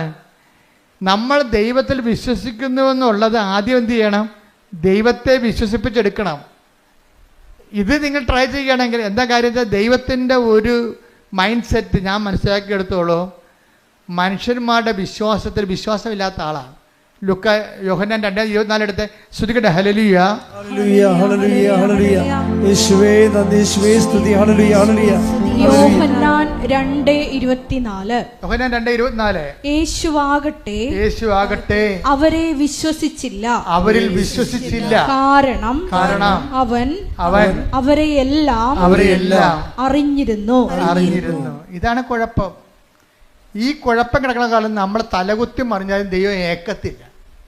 നമ്മൾ എങ്ങനെ വിശ്വസിക്കണമെന്ന് പറഞ്ഞാലും ഇനി ഉമ്പ് കളിച്ച് ദൈവത്തിനടുത്ത് ചെന്നാലും ഉരുളി നേർച്ച നടന്നാലും പറയും ഞാൻ അക്സെപ്റ്റ് ചെയ്യണില്ലെന്ന് പറയും. ഇതിൻ്റെ ദൈവവിശ്വാസ ജീവിതത്തിൽ ഏറ്റവും വലിയ റിസ്ക് എന്ന് പറയണത് നമ്മൾ ദൈവത്തെ വിശ്വസിക്കുന്നു എന്നുള്ളത് ദൈവത്തെ വിശ്വസിപ്പിച്ചെടുക്കുകയാണ്. അതാണ് ഇതിനകത്ത് ഏറ്റവും വലിയ റിസ്ക് ഞാൻ നോക്കിയിട്ട് കാണുന്നത്. ജെയ്സൺ ഈ റിസ്കിൽ ആദ്യഘട്ടം വിജയിക്കുകയാണ്. എന്താണ്? കട പൂട്ടി. ഞായറാഴ്ച കടവുള്ള ദിവസങ്ങളിലും കർത്താവിൻ്റെ ദിവസമായിട്ട് ആചരിക്കേണ്ടതല്ലേ, അതുകൊണ്ട് ആ ലാഭം വേണ്ടെന്ന് അവൻ തീരുമാനിച്ചു. അപ്പോൾ തന്നെ ആദ്യത്തെ ഇൻസ്റ്റാൾമെൻ്റായി ദൈവത്തെ നമ്മുടെ വിശ്വാസത്തിൽ എടുക്കുന്നതിൽ ആദ്യത്തെ ഇൻസ്റ്റാൾമെൻ്റായി. കാര്യം നമ്മൾ കോൺക്രീറ്റായിട്ട് ആ വിഷയത്തിലൊരു സ്റ്റെപ്പ് എടുത്തല്ല, ഡെഫിനിറ്റ് സ്റ്റെപ്പ് എന്ന് പറയും. കോൺക്രീറ്റ് ആൻഡ് ഡെഫിനിറ്റ് സ്റ്റെപ്പ് ദൈവത്തെ വിശ്വസിപ്പിക്കുന്നതിൽ കഴിഞ്ഞ ദിവസങ്ങളിൽ ഞാൻ പറഞ്ഞപ്പോൾ എനിക്ക് ഏറ്റവും ഇഷ്ടപ്പെട്ടത് ലിവിങ് ബ്രെഡ് നിങ്ങൾ കാണുന്നില്ലേ, എല്ലാ ദിവസവും ഉണ്ട്. അച്ഛൻ്റെ കൂടെ പ്രത്യക്ഷിക്കുന്ന പ്രാർത്ഥന ചെല്ലാനുള്ളൊരു അവസരമാണത്. ആ ഡെയിലി ബ്രെഡ് അതാ ദിവസത്തുള്ള വിഷയങ്ങൾ സമർപ്പിച്ച് പ്രാർത്ഥിക്കും. ഇപ്പം ജെയ്സൺ തന്നെ ഒരു ദിവസം രാവിലെ എഴുന്നേറ്റപ്പോൾ രാത്രി കിടന്നപ്പോൾ അദ്ദേഹം പറഞ്ഞു, നാളെ ഇൻ്റർവ്യൂ ആണ്, അച്ഛൻ്റെ ഡെയിലി ബ്രെഡ് അനുഗ്രഹ പ്രാർത്ഥന കണ്ടുകൊണ്ട് ഞാൻ വരും, എനിക്ക് വേറെ ആസ്തിയൊന്നുമില്ല. ഡൽഹിയിലാണ് ഇൻ്റർവ്യൂ, ഷെഫിൻ്റെ ഇൻ്റർവ്യൂ. അപ്പോൾ അദ്ദേഹം മനസ്സിൽ തീരുമാനിക്കുകയാണ്, അച്ഛൻ്റെ ഡെയിലി ബ്രെഡ് കണ്ടുകൊണ്ട് ഞാൻ വരും, എനിക്ക് വേറെ ആസ്തിയൊന്നുമില്ല, ആ അനുഗ്രഹത്തിലാണ് ഞാൻ വന്നത്, നീ എന്നെ അനുഗ്രഹിക്കണം, എൻ്റെ ജീവിതം ഈ രീതിയിലാണ് ഇപ്പോൾ പോണതെന്ന് പറഞ്ഞു. അപ്പോൾ രാവിലെ ജെയ്സൺ ഓൺ ചെയ്തപ്പോൾ തന്നെ ഞാൻ പറയുന്നുണ്ട്, ഇന്നലെ രാത്രി ഇൻ്റർവ്യൂവിന് പോകാൻ വേണ്ടി ഇന്നത്തെ ഈ പ്രാർത്ഥനയുടെ ആശീർവാദം മേടിച്ചുകൊണ്ട് പോകാൻ വേണ്ടി ദൈവത്തോട് പറഞ്ഞ ഒരാളുണ്ട്, അയാളെ ഞാൻ ഈ സമയത്ത് അനുഗ്രഹിക്കണമെന്ന് പറയും. ഇതാണ് ദൈവമേഖല എന്ന് പറയണത്. കണ്ട, ദൈവത്തിലേക്ക് വരുമ്പോൾ കാര്യങ്ങളെല്ലാം മാറണം. കണ്ടില്ലേ? രാവിലെ എഴുന്നേറ്റപ്പോൾ തന്നെ ജെയ്സൺ മുട്ട എന്നുകൊണ്ട് ലിവിങ് ബ്രെഡ് കൂടുമ്പോഴാണ് ഇൻ്റർവ്യൂവിന് പോകാൻ വേണ്ടി ആശീർവദിക്കണത്. ഇൻ്റർവ്യൂ പോകുന്ന എല്ലാവരും ആശീർവദിക്കുകയാണ്. അപ്പോൾ ജെയ്സൺ അതിനുശേഷം ഡൽഹി ഇൻ്റർവ്യൂവിന് പോവുകയാണ്. ഡൽഹിയിലാണ് ഈ സംഭവം നടക്കുന്നത്.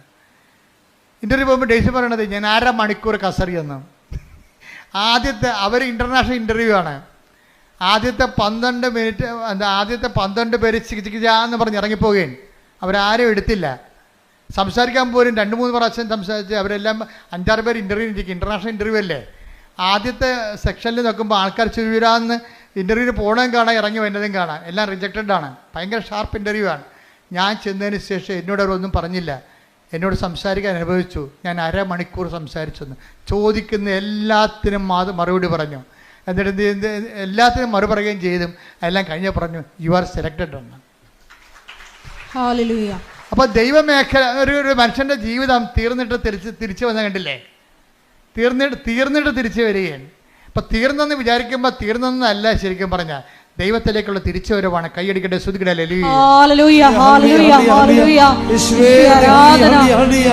അവസാനം എന്താ ഈശോ പറഞ്ഞത്? തീർന്നെന്ന് വിചാരിക്കുമ്പോൾ, തീർന്നെന്ന് കരുതുമ്പോൾ അത് തീർന്നതല്ല, ദൈവത്തിലേക്കുള്ള തിരിച്ചു വരവാണ്. സ്തുതിക്കട്ടെ. ഹല്ലേലൂയ.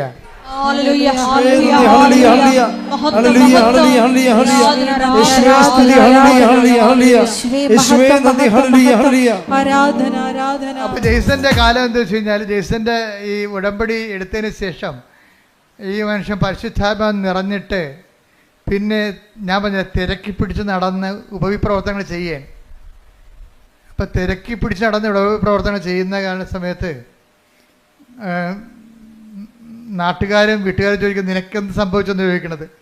കാര്യം നല്ല ടൂറിസ്റ്റ് സ്പോട്ടിൽ കടയും അടച്ചിട്ടുണ്ട്. ഇവൻ കർത്താവിൻ്റെ ജോലി ചെയ്തുകൊണ്ട് നടക്കി. ഈ ഞായറാഴ്ച മുഴുവനും അല്ലാത്ത ദിവസം കിട്ടുന്ന സമയത്തെല്ലാം ആ കുടുംബത്തിലുള്ള 10-20 പേരെ കൊണ്ടുവന്ന് ഉടമ്പടി എടുപ്പിച്ചു. ജെയ്സൺ പറയണത്, അവിടെ മുമ്പിൽ എനിക്ക് കിട്ടിയ അനുഗ്രഹങ്ങളല്ല സാക്ഷ്യം, ഞാൻ തന്നെയാണ് സാക്ഷ്യമെന്ന്. അതായത് എനിക്ക് കിട്ടിയ അനുഗ്രഹങ്ങൾ കണ്ടിട്ടല്ല അവർ ഉടമ്പടി എടുത്തത്. എന്താണ്? എനിക്കുണ്ടായ മാറ്റം കണ്ടിട്ടാണെന്ന്. ഞാൻ തന്നെയാണ് സാക്ഷ്യമെന്ന്. അതാണ്. അതായത് ഉടമ്പടി ഒരു വ്യക്തിക്കുണ്ടാക്കുന്ന മാറ്റങ്ങളെ, അവനിപ്പോൾ അശുദ്ധ സംഭാഷണങ്ങളില്ല, എല്ലാവരും സ്നേഹമായി പെരുമാറും, സഹായിക്കേണ്ടവരെ തിരക്കി പിടിച്ച് നടന്ന് സഹായിക്കും, സുവിശേഷ വേല ചെയ്യുന്നതിന് കൊതിയോടും ആർത്തിയോടും കൂടി നടന്ന് സുവിശേഷ വേല ചെയ്യാൻ. അപ്പോൾ പെട്ടെന്ന് ജെയ്സൻ്റെ മനസ്സിൽ മാതാവ് ഒരു കാര്യം കാണിച്ചു. കാര്യം പരിചയമുള്ള 2 ഒരു ഭാര്യയും ഭർത്താവും പിരിഞ്ഞ് താമസിക്കുകയാണ്. കാര്യം അവർ പ്രണയിച്ച് കല്യാണം കഴിച്ചവരാണ്. പക്ഷേ ഇപ്പം കണ്ട തമ്മിൽ കുത്തിക്കൊല്ലും. ഭർത്താവ് ഭാര്യയെ കൊല്ലാൻ നടക്കുകയാണ്. അപ്പോൾ നിങ്ങൾക്കെപ്പോഴും ഓർത്തന്നെ പ്രണയമൊക്കെ പറഞ്ഞ് ഭ്രാന്തി പിടിച്ച് നടക്കുന്ന ആൾക്കാരെ ഓർക്കുക. അതിപ്പോഴത്തെ ഒരു ആവേശമാണ്. ആവേശം കെട്ടടങ്ങി കഴിയുമ്പോൾ നിങ്ങൾ ആരാണെന്നൊക്കെ മനസ്സിലായി, അവരാരാണെന്ന് മനസ്സിലാക്കി കഴിഞ്ഞാൽ ഇതിൻ്റെ അത്ര കുന്തോ ഇല്ല. ശരിക്കും പറഞ്ഞാൽ ഇപ്പം കൊല്ലാൻ നടക്കുകയാണ്. പണ്ട് അവരെ കെട്ടിക്കാത്തവരെ കൊല്ലാൻ നടന്ന പാർട്ടിയാണ് ഇപ്പം തന്നെത്താൻ തമ്മിൽ കൊല്ലാൻ നടക്കുകയാണ്. അപ്പോൾ ജെയ്സനോട് മാതാവ് പറഞ്ഞ് അവരെ ഒന്ന് പോയി കാണാൻ പറഞ്ഞു. കാര്യം ഭർത്താവ് ഇടയ്ക്ക് നിന്ന് ഭാര്യ 35 വയസ്സ് അവർക്കുള്ളത് പേടിച്ച മറ്റേ മരുമകൻ്റെ വീട്ടിൽ പോയി താമസിക്കുകയാണ്. മരുമകൻ്റെ വീട്ടിൽ പോയി താമസിക്കുകയാണ്. അപ്പോൾ അത്രയും വിഷമത്തിലാണ് അവർ താമസിക്കുന്നത്, സങ്കടപ്പെട്ട് താമസിക്കുകയാണ്. അപ്പോൾ പല ആൾക്കാരും, പോലീസും പാർട്ടിയും പള്ളിയും ഒക്കെ ഇടപെട്ടിട്ട് ഈ വിഷയത്തിന് തീരുമാനമില്ല. അപ്പോൾ ജെയ്സൻ്റെ ദൈവത്തിന് ഈ ഉപവിപ്രവർത്തനം, സുവിശേഷ പ്രവർത്തനം എന്നൊക്കെ പറയണതേ, ദൈവം എപ്പോഴും നോക്കണത് പ്രൊഫഷണലി തയ്യാർ ഓക്കെയാണോ, അവർക്കത് ചെയ്യാൻ ബാധ്യത ഉണ്ടായിട്ട് അവർ ചെയ്യണതല്ല കാര്യം. മറിച്ച് അവർക്കതൊരു വിളി ഉണ്ടാകണം. വിളിയും ബാധ്യതയും രണ്ടും 2 കാര്യങ്ങളാണ്.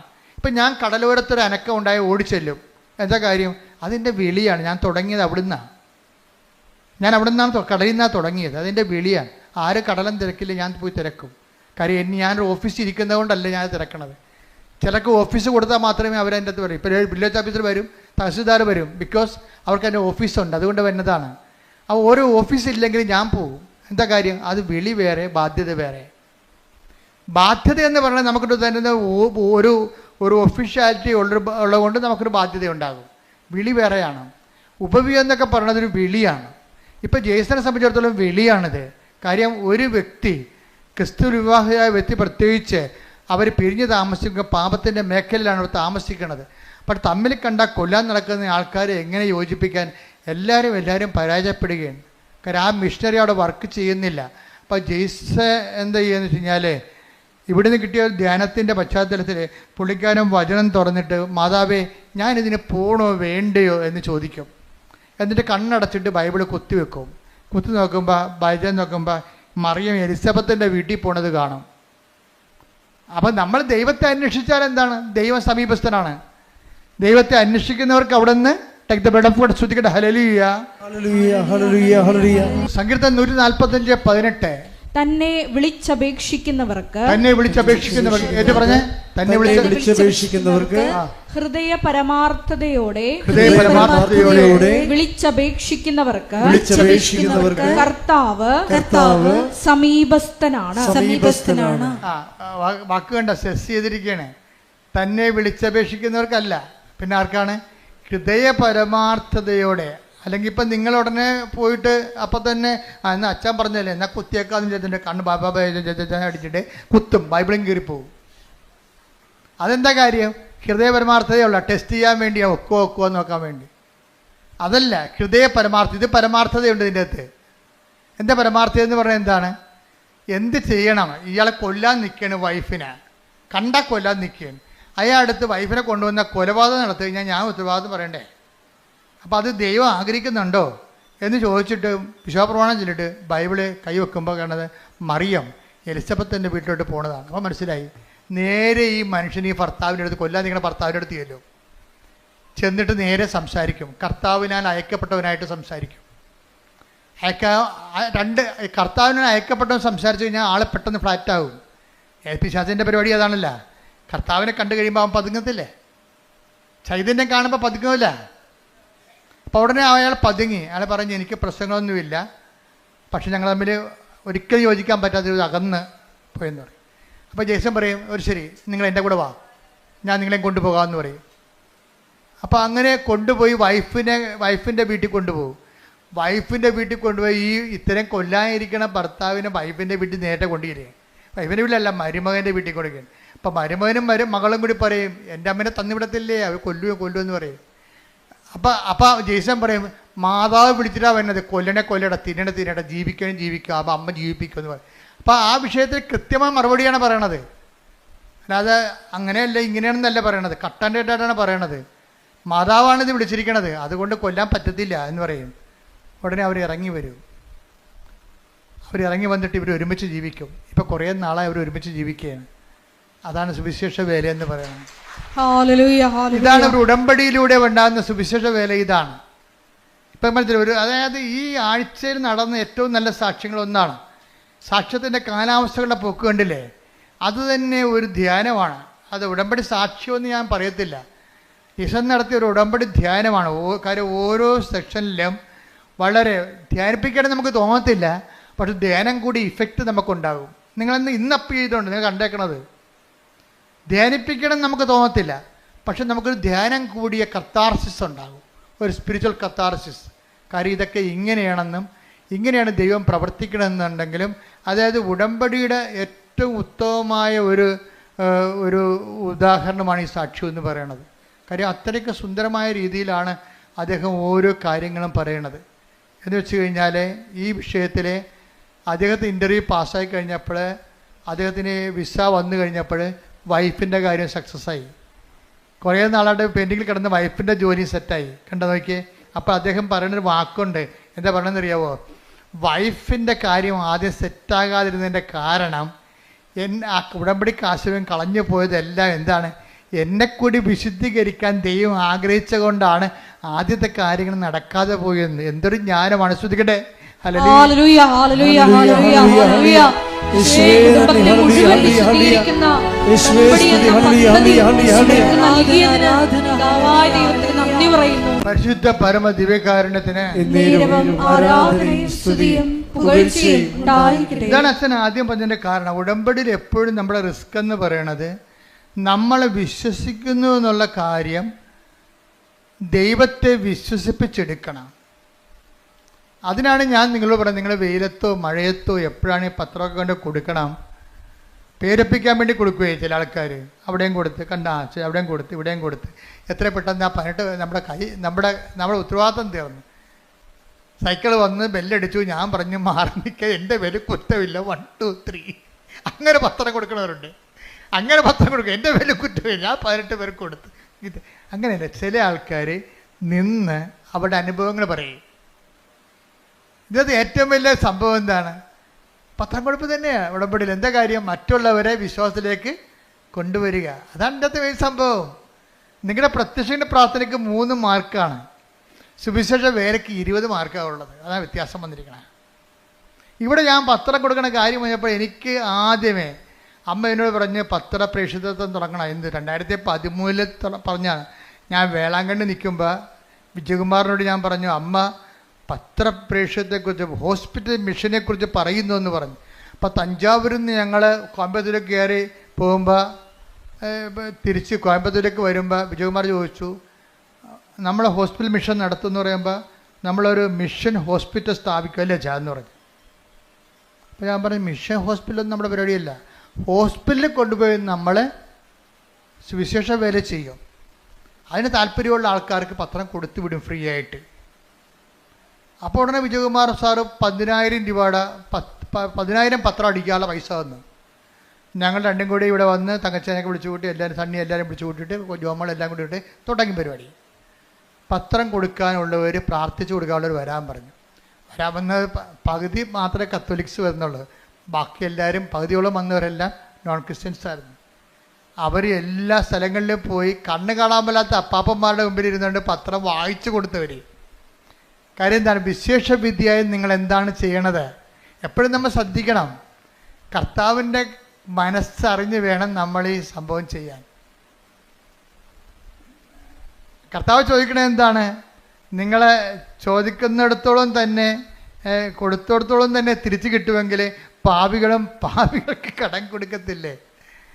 നിങ്ങൾ വിശേഷ വിദ്യ എന്താണ് ചെയ്യണം? എല്ലാ കാര്യങ്ങൾക്കും എക്സ്ട്രാ എന്താണ് ചെയ്യണമെന്ന് ചോദിക്കും. അതുപോലെ തന്നെ ഉടമ്പടിയിലുമുള്ള ദൈവത്തിൻ്റെ മനസ്സറിഞ്ഞ് വേണം ഉടമ്പടി ചെയ്യാൻ. എക്സ്ട്രാ എന്താണ് ചെയ്യണത്? ഇവിടുന്ന് പറയണ കാര്യങ്ങളല്ല. നിങ്ങൾ ദൈവത്തെ കണ്ടെത്തി കഴിയുമ്പോൾ, ദൈവത്തിൻ്റെ കൃപയിൽ അഭിഷേകം കിട്ടിക്കഴിയുമ്പോൾ നിങ്ങൾ ദൈവത്തിന് വേണ്ടി ചെയ്യുന്ന തനത് പ്രേക്ഷിത പ്രവർത്തനങ്ങളുണ്ട്. അതാണ് നിങ്ങൾ രക്ഷപ്പെടുത്തത്തുള്ളത്.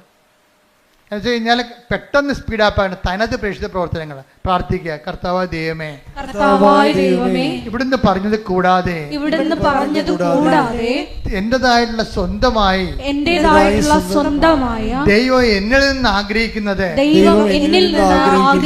കണ്ട് മനസ്സിലാക്കി നടപ്പിൽ വരുത്തുവാൻ എനിക്ക് പ്രത്യേക അഭിഷേകം നൽകണമേ.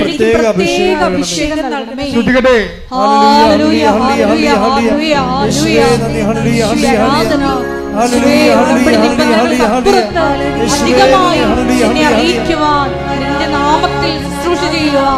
ആരാധനയിലൂടെ ഞങ്ങൾ അഭിഷേകം ചെയ്യണമേ. ഹല്ലേലൂയ. ഉടമ്പടി ഒരു ദൈവരാജ്യത്തിലെ വിരുന്ന് പോലെയാണ്. എന്താ കാര്യം? കർത്താവിൻ്റെ കഥ നിങ്ങൾ വഴിക്കവലകളിലും നാൽക്കവലകളിലും ചെന്നിട്ട് കൊള്ളാവുന്നവരെയും കൊള്ളരുതാത്തവരെയും ഒക്കെ വിരുന്നിന് വിളിക്കാൻ പറഞ്ഞിരിക്കുകയാണ്. ദൈവത്തിൻ്റെ തിരുസന്നിധിയിൽ കൊള്ളരുതാത്ത, ഇപ്പോൾ ജെയ്സൺ തന്നെ ആദ്യത്തെ കാല ജീവിതങ്ങൾ മോശം ജീവിതമല്ല. മോശം ജീവിതം എന്ന് വെച്ച് കഴിഞ്ഞാൽ 5 പള്ളിയുണ്ട് അങ്ങക്ക് ചുറ്റും. ഒറ്റപ്പള്ളിയിലും പോയി കുർബാന കാണത്തില്ല, മുഴുവൻ കാണത്തില്ല. അതല്ലേ മോശം ജീവിതം എന്ന് പറയണത്. അപ്പോൾ കൊള്ളാവുന്നവരെയും കൊള്ളരുതാത്തവരെയും ഒക്കെ കർത്താവ് വേർഡ് ഓഫ് ഗോഡ് മത്തായി 22:9-10 അതിനാൽ നിങ്ങൾ വഴിക്കവലകളിൽ ചെന്ന് അവിടെ കണ്ടെത്തുന്നവരെയെല്ലാം വിവാഹ വിരുന്നിന് ക്ഷണിക്കുവിൻ. ആ ഭൃത്യന്മാർ നിരത്തുകളിൽ ചെന്ന് ദുഷ്ടരും ശിഷ്ടരും ഉൾപ്പെടെ കണ്ടെത്തിയവരെയെല്ലാം വിളിച്ചുകൂട്ടി. അങ്ങനെ വിരുന്നുശാല അതിഥികളെ കൊണ്ട് നിറഞ്ഞു. വിരുന്നുശാല നിറഞ്ഞിരിക്കണം, കണ്ടില്ലേ? അതിഥികളെ കൊണ്ട് കൊള്ളരുതാത്തവരും എല്ലാം ഉണ്ട് വിരുന്നുശാല. പക്ഷെ ഒരു പ്രശ്നമുണ്ട്. ഇനി യജമാനെ വിളിച്ചു ചേർത്ത് യജമാനം വരും, അപ്പോഴാണ് പ്രോബ്ലം. വായിച്ച്. അതിഥികളെ കാണാൻ രാജാവ് എഴുന്നള്ളിയപ്പോൾ വിവാഹവസ്ത്രം ധരിക്കാത്ത കിടക്കുന്ന ചട്ടിങ്കലോ എന്താ കാര്യം? വിവാഹവസ്ത്രം ധരിക്കാത്ത ഒരാളെ അവിടെ കണ്ടു. രാജാവ് അവനോട് ചോദിച്ചു, സ്നേഹിത, പല്ല് തേക്കാത്തവനെ, വിവാഹവസ്ത്രം ധരിക്കാതെ നീ ഇവിടെ പ്രവേശിച്ചത് എങ്ങനെ? അവൻ മൗനം അവലംബിച്ചു, മിണ്ടിയില്ല. അപ്പൊ അതിന്റെ കാര്യം 5-10 കേസുണ്ട്. 5-10 കേസുണ്ട്. പക്ഷെ ഒരു പ്രശ്നമുണ്ട്. ഇതിൽ നിന്ന് തൽക്കാലം കേസിലും ജാമ്യത്തിനായിട്ട് ഉടമ്പടി ചെയ്തിരിക്കണത്. പക്ഷെ മനസ്സിരിപ്പ് എന്താണ്? ജാമ്യം കിട്ടിയാലും അവരുടെ ആണ് പണി കൊടുക്കുമെന്ന്. അതല്ലേ? അതാണ് പ്രശ്നം. കൊള്ളരാവുന്നവരെയും കൊള്ളരുതാത്തവരെയും വിളിച്ചിരിക്കുകയാണ്. നിങ്ങളാരും തെറ്റിദ്ധരിക്കുകയൊന്നും വേണ്ട. നിങ്ങൾ നിങ്ങളുടെ തെറ്റിൽ നിലനിൽക്കാൻ തീരുമാനിച്ചെങ്കിലേ അടുത്ത ഭാഗം വായിച്ചേ. അപ്പോൾ രാജാവ് പരിചാരകന്മാരോട് പറഞ്ഞു. ആരോട്? എന്താ? സ്നേഹിത, വിവാഹ വസ്ത്രം എവിടെയെന്ന്. എന്താ കാര്യം? കൃപയാണ് വിവാഹ വസ്ത്രം. ആദ്യം കൃപ നഷ്ടപ്പെട്ട കക്ഷികളാണ് ഇല കൊണ്ട് തുണി ഉണ്ടാക്കി, അത്തി ഇല കൊണ്ട് തുണി ഉണ്ടാക്കി ജീവിച്ചിട്ട് അവസാനം ദൈവം ഗെറ്റ് ഔട്ട് അടിച്ചത്. അടുത്ത ഗെറ്റ് ഔട്ട് അടി തന്നെ കണ്ടില്ലേ? ആദ്യത്തിനും ഗെറ്റ് ഔട്ട് അടിച്ചില്ലേ? എന്താ കാര്യം? ദൈവത്തിൻ്റെ കൽപ്പനകൾ പാലിച്ചില്ല. അതുകൊണ്ട് പിന്നെ പുറത്തിറക്കിയപ്പോഴാണ് അവന്മാർക്ക് തുണിയില്ലെന്ന് മനസ്സിലായത്. അങ്ങനെ അത്തി ഇല കൊണ്ട് തുണി ഉണ്ടാക്കിയതാണ്. അങ്ങനെ ആളെ പാക്ക് ചെയ്ത് ഇപ്പം വീണ്ടും യജമാനം കയറി വരുമ്പോൾ എന്താ പറയുക? വിവാഹ വസ്ത്രമില്ലാത്ത, കൃപയില്ലാത്ത ആൾക്കാർ കണ്ടെത്തിയെന്ന്. അപ്പോൾ സ്നേഹിത എന്താ വായിച്ചോളൂ. അപ്പോൾ രാജാവ് പരിചാരകന്മാരോട് പറഞ്ഞു അവനെ കൈകാലുകൾ കെട്ടി പുറത്തെ അന്ധകാരത്തിലേക്ക് വലിച്ചെറിയുക. അവിടെ വിലാപവും പല്ലുകടിയുമായിരിക്കും. എന്തെന്നാൽ വിളിക്കപ്പെട്ടവർ വളരെ, തെരഞ്ഞെടുക്കപ്പെട്ടവരോ ചുരുക്കം. ഇത് ഞാൻ പറഞ്ഞതാണോ? അല്ല, കർത്താവിന്റെ നിലപാടാണ്.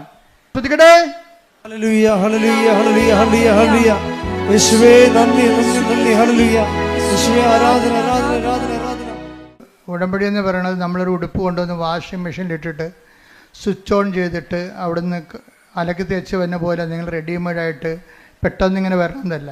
ഞാൻ പറഞ്ഞതിൻ്റെ അർത്ഥം ഇതാണ്. അജ്ഞതയുടെ കാലഘട്ടത്തെ ദൈവം കണക്കിലെടുത്തില്ല. എന്നാൽ 17:30 വായിച്ചത് എന്താണ്? എന്നാൽ ഇപ്പോഴാകട്ടെ എല്ലായിടത്തുമുള്ള എല്ലാവരും അനുദപിക്കണമെന്ന് ദൈവം ആഗ്രഹിക്കുന്നു, ദൈവം ആജ്ഞാപിക്കുന്നു. അപ്പോൾ എന്ത് പ്രശ്നം വെച്ച് കഴിഞ്ഞാൽ, ഉടമ്പടി വെളിപ്പെടുത്തുന്ന കാലത്ത് ആദ്യം കിട്ടിയ വചനം ഇതാണ്. എന്താണ്? എനിക്ക് പാപത്തെ ലിസ്റ്റും വിജയകുമാറിനെ, എനിക്ക് അനുഗ്രഹത്തെ ലിസ്റ്റും വിജയകുമാറിന് പാപത്തെ ലിസ്റ്റും. ഞാനത് കൂട്ടിവെച്ചപ്പോൾ ദൈവം എന്നോട് പറഞ്ഞതാണ്. എന്താണ്? നിങ്ങൾ പശ്ചാത്തപിക്കുവിൻ, നാളെ നിങ്ങളുടെ ഇടയിൽ കർത്താവ് അത്ഭുതം പ്രവർത്തിക്കും. ഞാൻ തൈക്കാട്ടുശ്ശേരി ഇരുന്നുകൊണ്ട് 2017 ഇത് പുസ്തകം എഴുതിക്കൊണ്ടിരിക്കുന്ന സമയത്താണ് പറഞ്ഞത്. നാളെ എന്ന് പറഞ്ഞാൽ പഴയ നിയമത്തിലാണ്, പുതിയ നിയമത്തിൽ ഇന്നാണെന്ന്. കാര്യം പശ്ചാത്താപത്തിന് സമയബന്ധിതമായിട്ട് ചുരുക്കം ഉണ്ടാകുമെന്ന്. സക്കേവൂസിന്റെ കർത്താവ് പറഞ്ഞത് ഇന്നീ ഭവനത്തിന് രക്ഷ കൈവന്നിരിക്കണം. അപ്പോൾ ഒരു നിമിഷം നേരത്തെ നീ കർത്താവിൽ വിശുദ്ധീകരിച്ചാൽ ഉടമ്പടി അത്രയും പെട്ടെന്ന്. അതുകൊണ്ട് ആദ്യകാലം തന്നെ കൃപാസനത്തിൻ്റെ പത്രത്തിൻ്റെ മുഖപേജിൽ ഉടമ്പടി ഉടനടി പരിഹാരം എന്നാണ് കണ്ടത്. ഉടനടി പരിഹാരം. ഇപ്പോഴും അത് മാറ്റിയിട്ടൊന്നുമില്ല. കാര്യം നമ്മൾ ആ ഫ്രണ്ട് പേജിലൊക്കെ നോക്കിക്കഴിഞ്ഞാൽ മനസ്സിലാകും ഉടനടി ഉണ്ടായ പരിഹാരങ്ങൾ തന്നെ എഴുതിയിരിക്കണം അവിടെ. ഉടമ്പടി എടുത്തപ്പോൾ ഇന്ന് ഈ ആഴ്ച നടന്നിട്ടുള്ള കാര്യങ്ങളാണ് അവിടെ എഴുതിയിരിക്കുന്നത്. അതാണ് അത് മാറ്റമില്ല. അതിനെ ഞാൻ പറഞ്ഞു വരുന്നതിൻ്റെ കാരണം അനുതാപവും അനുഗ്രഹവും തമ്മിൽ ഭയങ്കരമായി ഇൻ്റർ കണക്റ്റഡ് ആണ്. ഇപ്പം ജെയ്സനെ സംബന്ധിച്ചിടത്തോളം അനുതാപം കിട്ടിയപ്പോൾ എന്നാ പറ്റി? 12 കൊല്ലം മുമ്പ് നടന്ന സംഭവമാണ് ഇപ്പോൾ വിളിച്ചിരിക്കുന്നത്. 2012 ഗ്രീസിൽ റെസ്റ്റോറൻറ്റിൽ അപേക്ഷ കൊടുത്തിരിക്കുന്നത്. 2012 വരെ ആരും കോൾ ഫോർ ചെയ്തില്ല. ജെയ്സൺ പറഞ്ഞ ഷങ്കൻ വിസയ്ക്ക് വേണ്ടിയാണ് ഞാൻ അപേക്ഷിച്ചത്. അതിൽ ഡോക്യുമെൻ്റ് മുഴുവനും തെറ്റായിരുന്നു. അപ്പോൾ അതിനെ പ്രാർത്ഥിക്കാൻ പോലും എനിക്ക് പറ്റത്തില്ലായിരുന്നു ഷങ്കൻ വിസയ്ക്ക്. പക്ഷേ ഞാനെങ്ങനെ പ്രാർത്ഥിക്കും? അത് കാരണം എനിക്ക് അനുതാപം ഉണ്ടായി. കർത്താവേ, ഞാൻ വിസ ചെയ്തിരിക്കുന്നത് തെറ്റായിരുന്നല്ലോ. എനിക്ക് അനുതാപം ഉണ്ടായി. അനുതാപം ഉണ്ടായപ്പോൾ 12 പോയിട്ട് 24 ആയപ്പോൾ ജെയ്സൺ അനുദപിച്ചപ്പോൾ എന്ത് ചെയ്ത് അവർ ആ 12 കഴിഞ്ഞിട്ട് 10 വർഷത്തിന് ശേഷം ആ വിസ കോൾ ഫോർ ചെയ്യുകയാണ്. എന്താ? അതായത് ആ അനുതാപം അനുഗ്രഹം സ്പീഡാകും. നമ്മൾ എന്തുകൊണ്ടാണ് താമസിക്കണമെന്ന് വെച്ച് കഴിഞ്ഞാൽ അതിൻ്റെ കാര്യം അനുതാപം തന്നെയാണ് എൻ്റെ പ്രധാനപ്പെട്ട കാര്യം. അനുഗ്രഹം താമസിക്കാനുള്ള പ്രധാനപ്പെട്ട കാര്യങ്ങൾ ഒന്ന് അനുതാപം തന്നെയാണ്. നിലപാട്, സംസാരം, ചെയ്തികൾ, ശീലങ്ങൾ, അതുപോലെ എല്ലാം നിലപാടുകളെല്ലാം. പിന്നെ ദൈവത്തിന് പ്രയോജനമുള്ള വ്യക്തികളായിട്ട് മാറണം. കാരണം നിങ്ങൾ എന്ത് ചെയ്തു എന്നുള്ളതല്ല, you have done it with what disposition. നിങ്ങൾ എന്ത് മനോഭാവത്തില്ലേ? അതുകൊണ്ടാണ് ആ വിധവയുടെ ചിലിക്കാശ് എടുത്ത് ശ്രുതികട്ടെ. ഹല്ലേലൂയ, ഹല്ലേലൂയ, ഹല്ലേലൂയ, ഹല്ലേലൂയ. യേശുവേ നന്ദി. ഹല്ലേലൂയ, ഹല്ലേലൂയ, ഹല്ലേലൂയ. യേശുവേ ആരാധന, ആരാധന, ആരാധന, ആരാധന. യേശുവേ നന്ദി. മഹത്വം, മഹത്വം, മഹത്വം. ഹല്ലേലൂയ, ഹല്ലേലൂയ, ഹല്ലേലൂയ. ലൂക്ക 21:2. ലൂക്ക 21:2. ദരിദ്രയായ ഒരു വിധവ ദരിദ്രയായ വിധവ 2 ചെമ്പുതുട്ടുകൾ ഇടുന്നത് 2 ചെമ്പുതൊട്ടുകൾ ഇടുന്നത് അവൻ കണ്ടു. അവൻ പറഞ്ഞു, ദരിദ്രയായ ഈ വിധവ മറ്റെല്ലാവരെയും കൂടുതൽ നിക്ഷേപിച്ചിരിക്കുന്നു എന്ന് സത്യമായി ഞാൻ നിങ്ങളോട് പറയുന്നു. അപ്പൊ അച്ഛൻ നേരത്തെ പറഞ്ഞില്ലേ, ദൈവത്തെ വിശ്വസിക്കുന്നതല്ല വിഷയം, ദൈവത്തെ കൊണ്ട് വിശ്വസിപ്പിച്ചെടുക്കുന്നതിലാണ് വിഷയം. അതാ റിസ്ക്. ഇപ്പം മറ്റെല്ലാവരെയും കാളെന്ന് പറഞ്ഞില്ലേ, ചാക്ക് കണക്കിന് ചില്ലിക്കാശ് പണ്ടാരത്തെ തള്ളിയ ആൾക്കാരുണ്ട്. അവരെ ദൈവം വിശ്വസിക്കണില്ല. അതാ ഒരു ഉപജീവനത്തിനുള്ള വക മാത്രം ഉണ്ടായിരുന്ന ആളാണ് ഇട്ടിരിക്കുന്നത്. അതിലാണ് ദൈവം വിശ്വസിക്കണത്. വാട്ട് ഡിസ്പോസിഷൻ, നമ്മുടെ മനസ്സിലിരിപ്പ് എന്താണെന്ന് കഴിഞ്ഞ ഒരു 6 മാസം മുമ്പ് ഒരു സാക്ഷ്യം ഞാൻ കണ്ടായിരുന്നു. അതായത് കാല് പഴുത്തിരിക്കുകയാണ്. കാല് പഴുത്തിട്ട് ആ പഴുത്ത കാലും വെച്ചുകൊണ്ട് തൊത്തിയും മുടന്തിയും പോയി പത്രം കൊടുത്തുകൊണ്ടിരിക്കണേ. അത് എല്ലാ വീട്ടിലും ഇങ്ങനെ ഈച്ച വാർത്ത് കർത്താവിനെ കുറിച്ച് സംസാരിച്ചുകൊണ്ടിരിക്കും. അതാണ് വിശേഷവിധിയായി നിങ്ങൾ എന്താണ് ചെയ്യണത്? അവിടെ സാക്ഷ്യം കേൾക്കണം. എൻ്റെ ദൈവപൈതലേ, കർത്താവ് നിന്റെ ഡിസ്പോസിഷൻ കറക്റ്റാണെങ്കിലേ, നീ ആത്മാർത്ഥമാണ് ദൈവത്തെ സ്നേഹിക്കണം, ദൈവത്തിന് ഒരു നിമിഷം വിശ്വസിക്കാൻ കഴിഞ്ഞാൽ അപ്പക്കത്ത് ഉടമ്പടി. എന്താ കാര്യം വെച്ച് കഴിഞ്ഞാൽ നീ സത്യസന്ധയാണ്, ദൈവത്തെ മനസ്സിലാകും. ഉടമ്പടി വിശ്വാസത്തെക്കാൾ ഉപരി വിശ്വസ്തയുടെ പദ്ധതിയാണ്. കൈയടിക്കട്ടെ, ശ്രുതിക്കട്ടെ.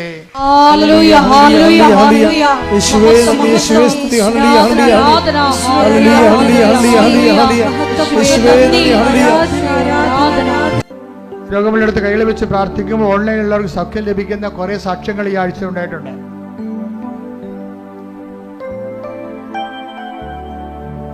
അച്ഛൻ പ്രാർത്ഥിച്ചുകൊണ്ടേയിരിക്കും.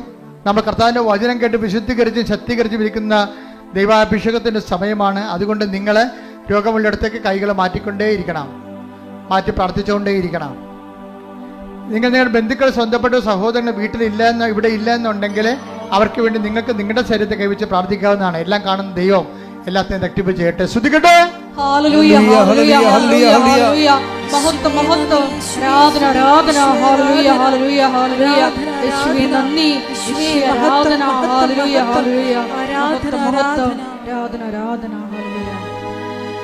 എൻ്റെ പ്രിയപ്പെട്ടവരെ, രോഗസൗഖ്യ പ്രാർത്ഥനയ്ക്ക് വേണ്ടി നമ്മൾ ആരംഭിക്കുകയാണ്. എൻ്റെ മകൾ ഇത് വളരെ ലളിതമാണ്. എന്താ കാര്യത്തിൽ അമ്മ മാതാവ് ഞാൻ പ്രാർത്ഥിക്കുമ്പോൾ എനിക്കുണ്ടാകുന്നൊരു ആത്മവിശ്വാസം എന്താണെന്ന് നിങ്ങൾക്കറിയാവോ? ഞാനൊരു അംബികസിലേക്ക് പൗലോസപ്പോസ്തലൻ പറയുന്ന പോലെ ഞാൻ ഇങ്ങനെ അന്തരീക്ഷത്തിൽ ഇടിക്കുകയല്ല, ഞാൻ മൂക്കിന് നോക്കി ഇടിക്കണം. എന്താ കാര്യം? കൃപാസനത്തിൻ്റെ പ്രാർത്ഥനകൾ എന്ന് പറയുന്നത് അമ്മയുടെ പ്രത്യക്ഷീകരണത്തിൻ്റെ അടിസ്ഥാനത്തിലുള്ള പ്രാർത്ഥനകളാണ്. അതിൻ്റെ ജീവിക്കുന്ന സാക്ഷിയാണ് ഞാൻ. ഇപ്പം അമ്മയുടെ പ്രത്യക്ഷീകരണം സ്ഥിരീകരിക്കേണ്ടത് അമ്മയുടെ കൂടെ ആവശ്യമാണ്. അതുകൊണ്ട് അമ്മയുടെ മധ്യസ്ഥതയിൽ നിങ്ങൾ എന്ത് ചെയ്താലും ദൈവം അത് ചെയ്തു തരും. കാര്യം അമ്മയുടെ പ്രത്യക്ഷീകരണം ദൈവികമായ പദ്ധതിയാണ്. ശ്രുതികട്ടെ. ഹല്ലേലൂയ ഹല്ലേലൂയ ഹല്ലേലൂയ യേശുവേ നന്ദി. ഹല്ലേലൂയ ഹല്ലേലൂയ. അച്ഛൻ കൈകൾ നീട്ടി പ്രാർത്ഥിക്കുന്ന സമയത്ത് എൻ്റെ കൈകളെ ശരീരത്തിൻ്റെ വിവിധ ഭാഗങ്ങളിലേക്ക് മാറ്റി മാറ്റി വെച്ചുകൊണ്ട് മക്കളെ വിശ്വാസ പ്രമാണം ചൊല്ലിക്കൊണ്ടിരിക്കണം. വിശ്വാസ പ്രമാണം ചെല്ലാൻ അറിയാൻ പാടില്ലാത്ത സ്തുതിച്ചുകൊണ്ടിരുന്നാൽ മതി. സ്തുതിപ്പും അറിയാൻ പാടില്ലാത്തവർ യേശുവേ സ്തോത്രം, യേശുവേ നന്ദി, യേശുവേ ആരാധന പറഞ്ഞുകൊണ്ടിരിക്കണം.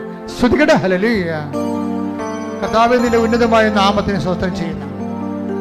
കർത്താവേ നിന്റെ വിശുദ്ധ പൗരോഹിത്യത്തെ മഹത്വപ്പെടുത്തണമേ. കർത്താവേ സഭയിലുള്ള സാന്നിധ്യം പ്രകടമാക്കണമേ. 39 വർഷം ഞാൻ അർപ്പിച്ച കൃപാന്റെ യോഗ്യതയാണ്. കൃപാസാൽത്താറെ ജീവനോടെ പ്രത്യക്ഷപ്പെട്ട പരിശുദ്ധ അമ്മയുടെ മാധ്യസ്ഥ കർത്താവേ നിന്റെ തിരുമുറിവാകുന്ന വലതുകരം അനുഗ്രഹത്തിന്റെ അഭിഷേക കരങ്ങള് അങ്ങനെ മക്കളുടെ ശിരസ് വെക്കണമേ. അടിപ്പിണർ പോലെ വൈതാക്കാലം പോലെ ദൈവികമായ ശക്തി നിങ്ങൾക്ക് ഇടിച്ചിറങ്ങട്ടെ. കർത്താവിന്റെ കരുണ, കർത്താവിന്റെ വിശുദ്ധമായ രക്തം, കർത്താവിന്റെ ശക്തി, സ്വർഗീയ ശക്തി, ദൈവിക ശക്തി, സുവിശേഷത്തിന്റെ ശക്തി ഈ നിമിഷം ഇടിച്ചിറങ്ങട്ടെ. ആന്തരിക രോഗങ്ങള്, മാനസിക രോഗങ്ങള്, ആത്മഹത്യാ ബോധങ്ങള്, അതുപോലുള്ള എല്ലാവിധ രോഗങ്ങള് യേശുവിന്റെ നാമത്തില് മാറിപ്പോകട്ടെ.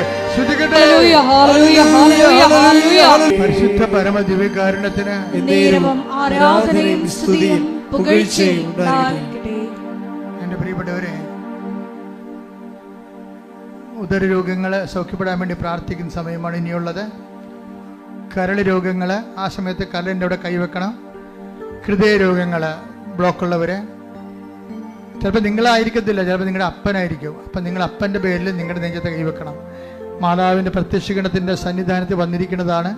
നിങ്ങൾ കണ്ണുനീരോടെ പ്രാർത്ഥിക്കേണ്ട സമയമാണിത്. അമ്മ ഈ വിഷയം ഏറ്റെടുത്താൽ പിന്നെ നമുക്ക് പിന്നീട് അലയേണ്ട കാര്യമുണ്ടാകത്തില്ല. അതുകൊണ്ട് ജെയ്സൺ അവസാനം പറയുന്നൊരു സമയമുണ്ട്, ഞാൻ യഥാർത്ഥ സ്ഥലത്താണ് വന്നതെന്ന്. ആ ഒരു ബോധ്യം ഉണ്ടാകണമെന്നുണ്ടെങ്കിൽ അനുഭവത്തിൽ നിന്നുണ്ടായ ബോധ്യമാണ്. നിങ്ങൾ ആ വിശ്വാസികളുടെ അനുഭവം പങ്കുചേർന്നുകൊണ്ടാണ് നമ്മൾ ഓർക്കുക. അമ്മയുടെ പ്രത്യക്ഷീകരണ സന്നിധാനത്തിൽ നിൽക്കുക. നിന്റെ ജീവിതത്തിൻ്റെ എല്ലാ വിഷയങ്ങളും നടുവിന് വേദനയുള്ളവരുണ്ടാകും. ഞാൻ ഒരു ദിവസം ഒരു 10 പേരെങ്കിലും വിക്സിനും അതുപോലെ തന്നെ ഇടുപ്പലിനും വേദനയുള്ളവർ പ്രാർത്ഥിക്കാറുണ്ട്. പക്ഷേ അവരിവിടെ വരുന്നവർക്കല്ലേ ആ സൗഖ്യം വരത്തുള്ളൂ. പക്ഷെ നിങ്ങൾ ഒത്തിരി പേര് അതുണ്ടെങ്കിൽ ആ സമയത്ത് നിങ്ങൾ കൈ ആ നടുവിന് വെക്കണം. ഉദരരോഗമുള്ളവരുണ്ടാകും, ഗർഭാശയത്തിൽ ചുരുങ്ങിയവരുണ്ടാകും. അവർ ഊടിൻ്റെ താഴെ പൊക്കിന് താഴെ കൈവച്ച് പ്രാർത്ഥിക്കണം. ചിലപ്പോൾ 2 ട്യൂബുകൾ ഉണ്ടാകത്തില്ല. ഫിലിപ്പിൻ ട്യൂബ് 2 ഇല്ലെന്ന് പറഞ്ഞൊരു ചേച്ചി പറഞ്ഞു. ഞാൻ പറഞ്ഞു, നിങ്ങൾ പ്രാർത്ഥിക്കുക. ഇന്നത്തെ പുതിയ മാർഗങ്ങൾ ഉപയോഗിച്ചുകൊണ്ടാണെങ്കിൽ ശരി, ഒരു കുഞ്ഞിന് ആവശ്യമുണ്ടെങ്കിൽ ദൈവം നിങ്ങൾക്ക് തരും. പക്ഷെ അതിന് അനുകൂലമായ സാഹചര്യം ഉണ്ടാകാൻ വേണ്ടി പ്രാർത്ഥിക്കാൻ പറഞ്ഞു. ഞാൻ പറഞ്ഞതെന്ന് എൻ്റെ അറിവിൻ്റെ പരിമിതി നിന്നുകൊണ്ട് പറഞ്ഞതാണ്. പക്ഷേ ദൈവത്തിൻ്റെ പരിമിതികളിലാണ്, അപരിമിതമായ ശക്തിയിലാണ് നിങ്ങൾ വിശ്വസിക്കുന്നത്. കർത്താവിന് എല്ലാം സാധ്യമാണ്. അതുകൊണ്ട് തന്നെ ആ ഒരു സ്ഥലത്ത് വന്ന് നിൽക്കുമ്പോൾ നിങ്ങളെ കൊണ്ടുവന്നതാണ്, നിങ്ങൾ നിന്നതല്ല, നിങ്ങൾ നിർത്തിയതാണെന്നുള്ള ബോധ്യം നിങ്ങൾക്കൊണ്ടാണ്. മുട്ടി കൊഴിയുന്നവർ പോലും പ്രാർത്ഥിക്കേണ്ട സമയമാണ്. കണ്ണിന് കാഴ്ചയില്ലാത്തവർ പ്രാർത്ഥിക്കേണ്ട സമയമാണ്. മൂക്കിന് കർത്താവ് ദശ വളരുന്നവർ പ്രാർത്ഥിക്കേണ്ട സമയമാണ്. തൊണ്ടയ്ക്ക് തൈറോയ്ഡുള്ളവരും തൈസോയ്ഡുള്ളവരും പ്രാർത്ഥിക്കേണ്ട സമയമാണ്. ശരീരം വല്ലാണ്ടിരുന്ന് ചൂടാകുന്നവരുണ്ട്, ഉറക്കമില്ലാത്തവരുണ്ട്, പ്രഷർ കൂടുന്നവരുണ്ട്, ഷുഗർ കുറയാത്തവരുണ്ട്. അവരെല്ലാം പ്രാർത്ഥിക്കേണ്ട സമയമാണ്.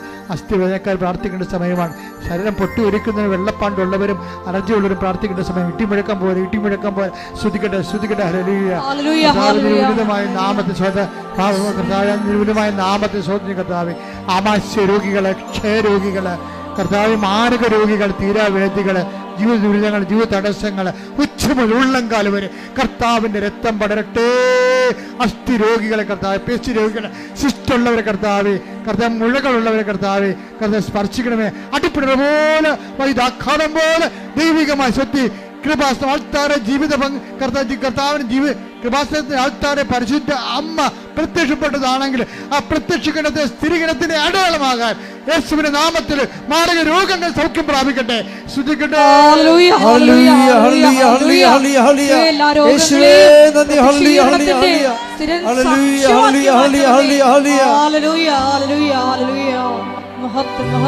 പരിശുദ്ധ പരമ ദിവ്യകാരുണ്യത്തിന് ആരാധനയും സ്തുതിയും പുകഴ്ചയും ഉണ്ടായിരിക്കട്ടെ. എന്റെ മക്കളെ, ജോലിയില്ലാത്തവര്, ജോലിക്ക് വേണ്ടി ശ്രമിക്കുന്നവര്, പരീക്ഷ പൊട്ടിപ്പോയവര്, പുതിയ പരീക്ഷ എഴുതാൻ പോകുന്നവര്, വിസ പ്രോസസ്സിൽ ഇരിക്കുന്നവര്, ജപ്തി നടപടി നേരിടുന്നവര്, അതുപോലെ തന്നെ സ്ഥലങ്ങളില്ലാത്തവര്, വീട് ഇല്ലാത്തവര്, വീട് വെച്ചുകൊണ്ടിരിക്കുന്നവര്, വിസ നഷ്ടപ്പെട്ടവർ, വിസ പുതുക്കി കിട്ടാത്തവര്, വിദേശ രാജ്യങ്ങളിലേക്ക് വിസ പുതുക്കി കിട്ടാതിരിക്കുന്നവര്, അതിൻ്റെ പേരിൽ കടങ്ങൾ വന്നിരിക്കുന്നവര്, വിവാഹത്തിൽ ഒത്തുചേരാത്തവര്, വിവാഹത്തിൽ ഒരുങ്ങുന്നവര്, മക്കളില്ലാത്തവര്, വിവാഹം പിരിഞ്ഞിട്ട് കൂടാൻ ആഗ്രഹിക്കുന്നവര്, എല്ലാവരുടെ മേൽ കർത്താവിന്റെ വലിയ ശക്തി ഒഴുകട്ടെ. ശ്രുതികട്ടെ, ശ്രുതികട്ടെ, ശ്രുതികട്ടെ, കർത്താവേ, നിന്റെ വിശുദ്ധ പൗരോഹിത്യത്തെ മഹത്വപ്പെടുത്തണമേ കർത്താവേ. സഭയിലുള്ള സാന്നിധ്യം പ്രകടമാക്കണമേ. 39 വർഷം അർപ്പിച്ച കുർബാന യോഗ്യതയാൽ കൃപാസനത്തോടെ ജീവനോടെ പ്രത്യക്ഷപ്പെട്ട പരിശുദ്ധ അമ്മയുടെ മാധ്യസ്ഥത്താൽ ഈ അൾത്താരെ നടന്ന 10,000-കണക്കിന് ആരാധന സത്യാൽ ജീവിത ദുരിതങ്ങള്, ജീവിത തടസ്സങ്ങള് യേശുവിന്റെ നാമത്തിൽ മാറിപ്പോകട്ടെ.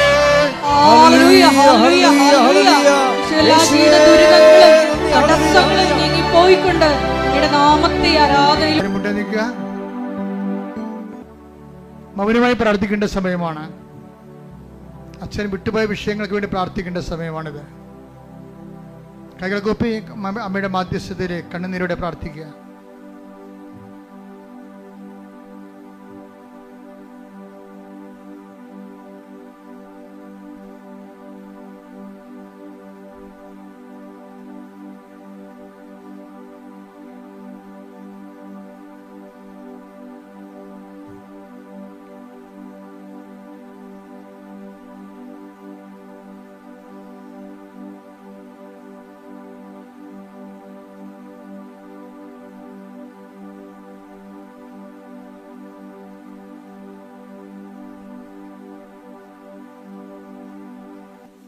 അറിയിപ്പുകൾ.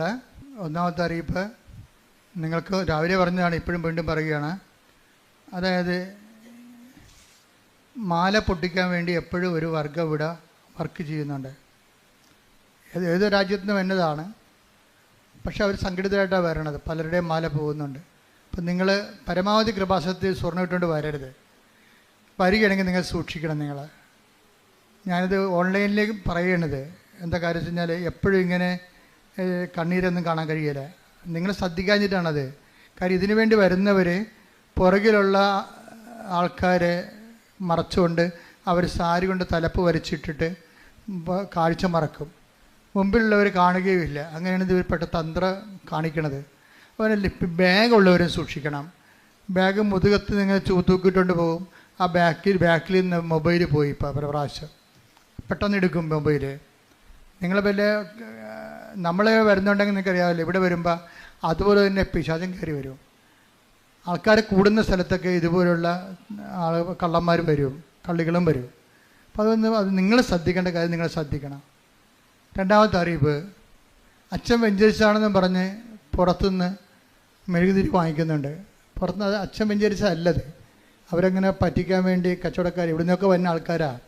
അവർ പറയണതാണ് അച്ഛൻ വെഞ്ചരിച്ചതല്ല. കൃപാസനത്തിൻ്റെ ഉടമ്പടി അതോട് ബന്ധപ്പെട്ട എല്ലാ സംഭവവും ഞാൻ ഏതാണ്ട് 12 പ്രാർത്ഥന ചൊല്ലിയാണ് വെഞ്ചരിക്കുന്നത്.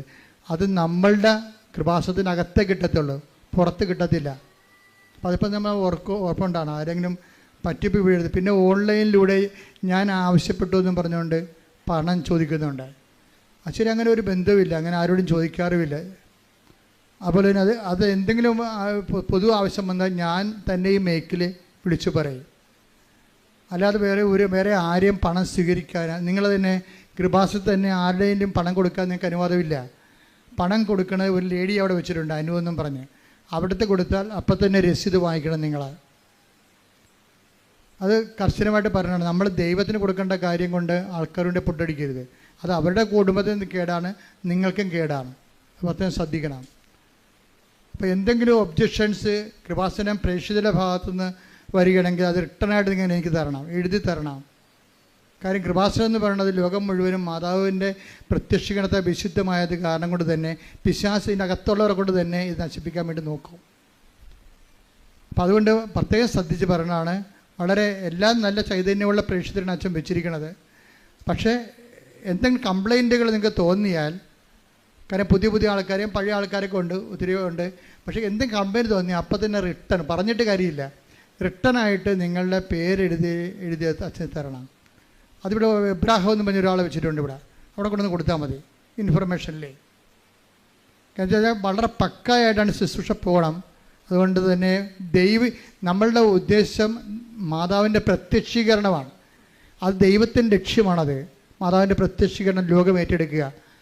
അതിൻ്റെ അകത്ത് എന്തെങ്കിലും കളങ്ങൾ വന്നു കഴിഞ്ഞാൽ ദൈവം ആ കുടുംബത്തെ പോലും വെച്ചോണ്ടിരിക്കത്തില്ല. എന്താ കാര്യം? ദൈവിക പദ്ധതിയാണ് അട്ടിമറിക്കണത്. ഇതൊരു ധ്യാനകേന്ദ്രമല്ല.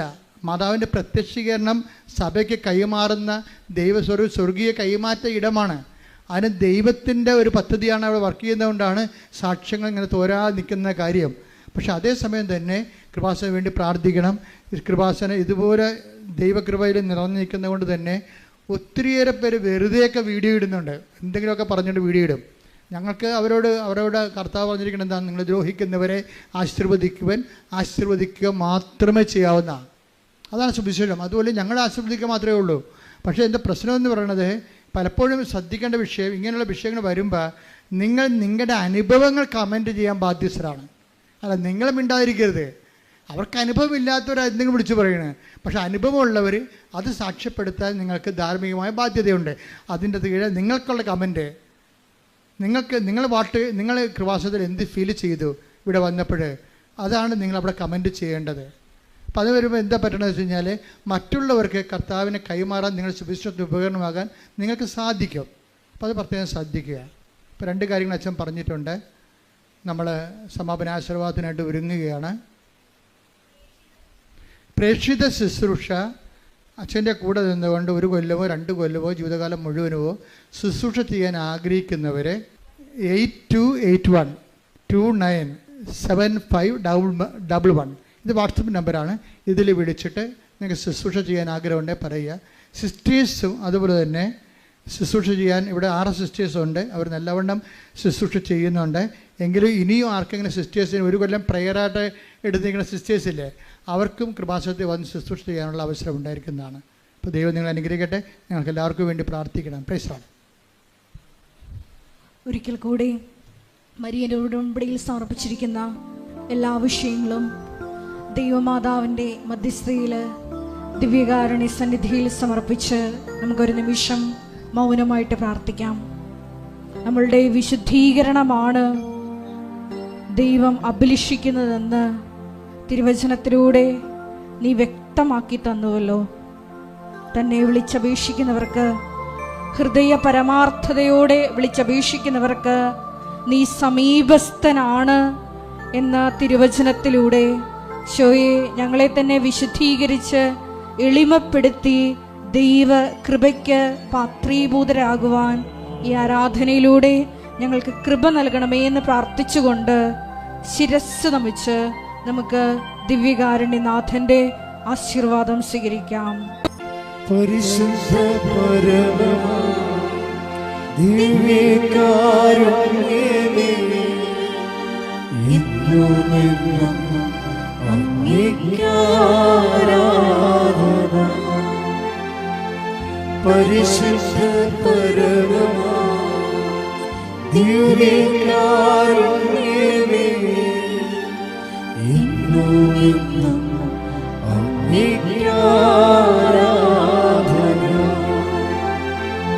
പരിശുദ്ധ പരമമാ ദിവ്യകാരുണ്യമേ, ഇന്നുമെന്നും അങ്ങേക്കാരാധന.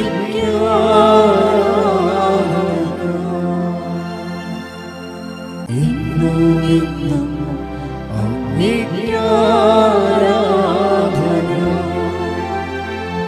പരിശുദ്ധ പരമമാ ദിവ്യകാരുണ്യമേ,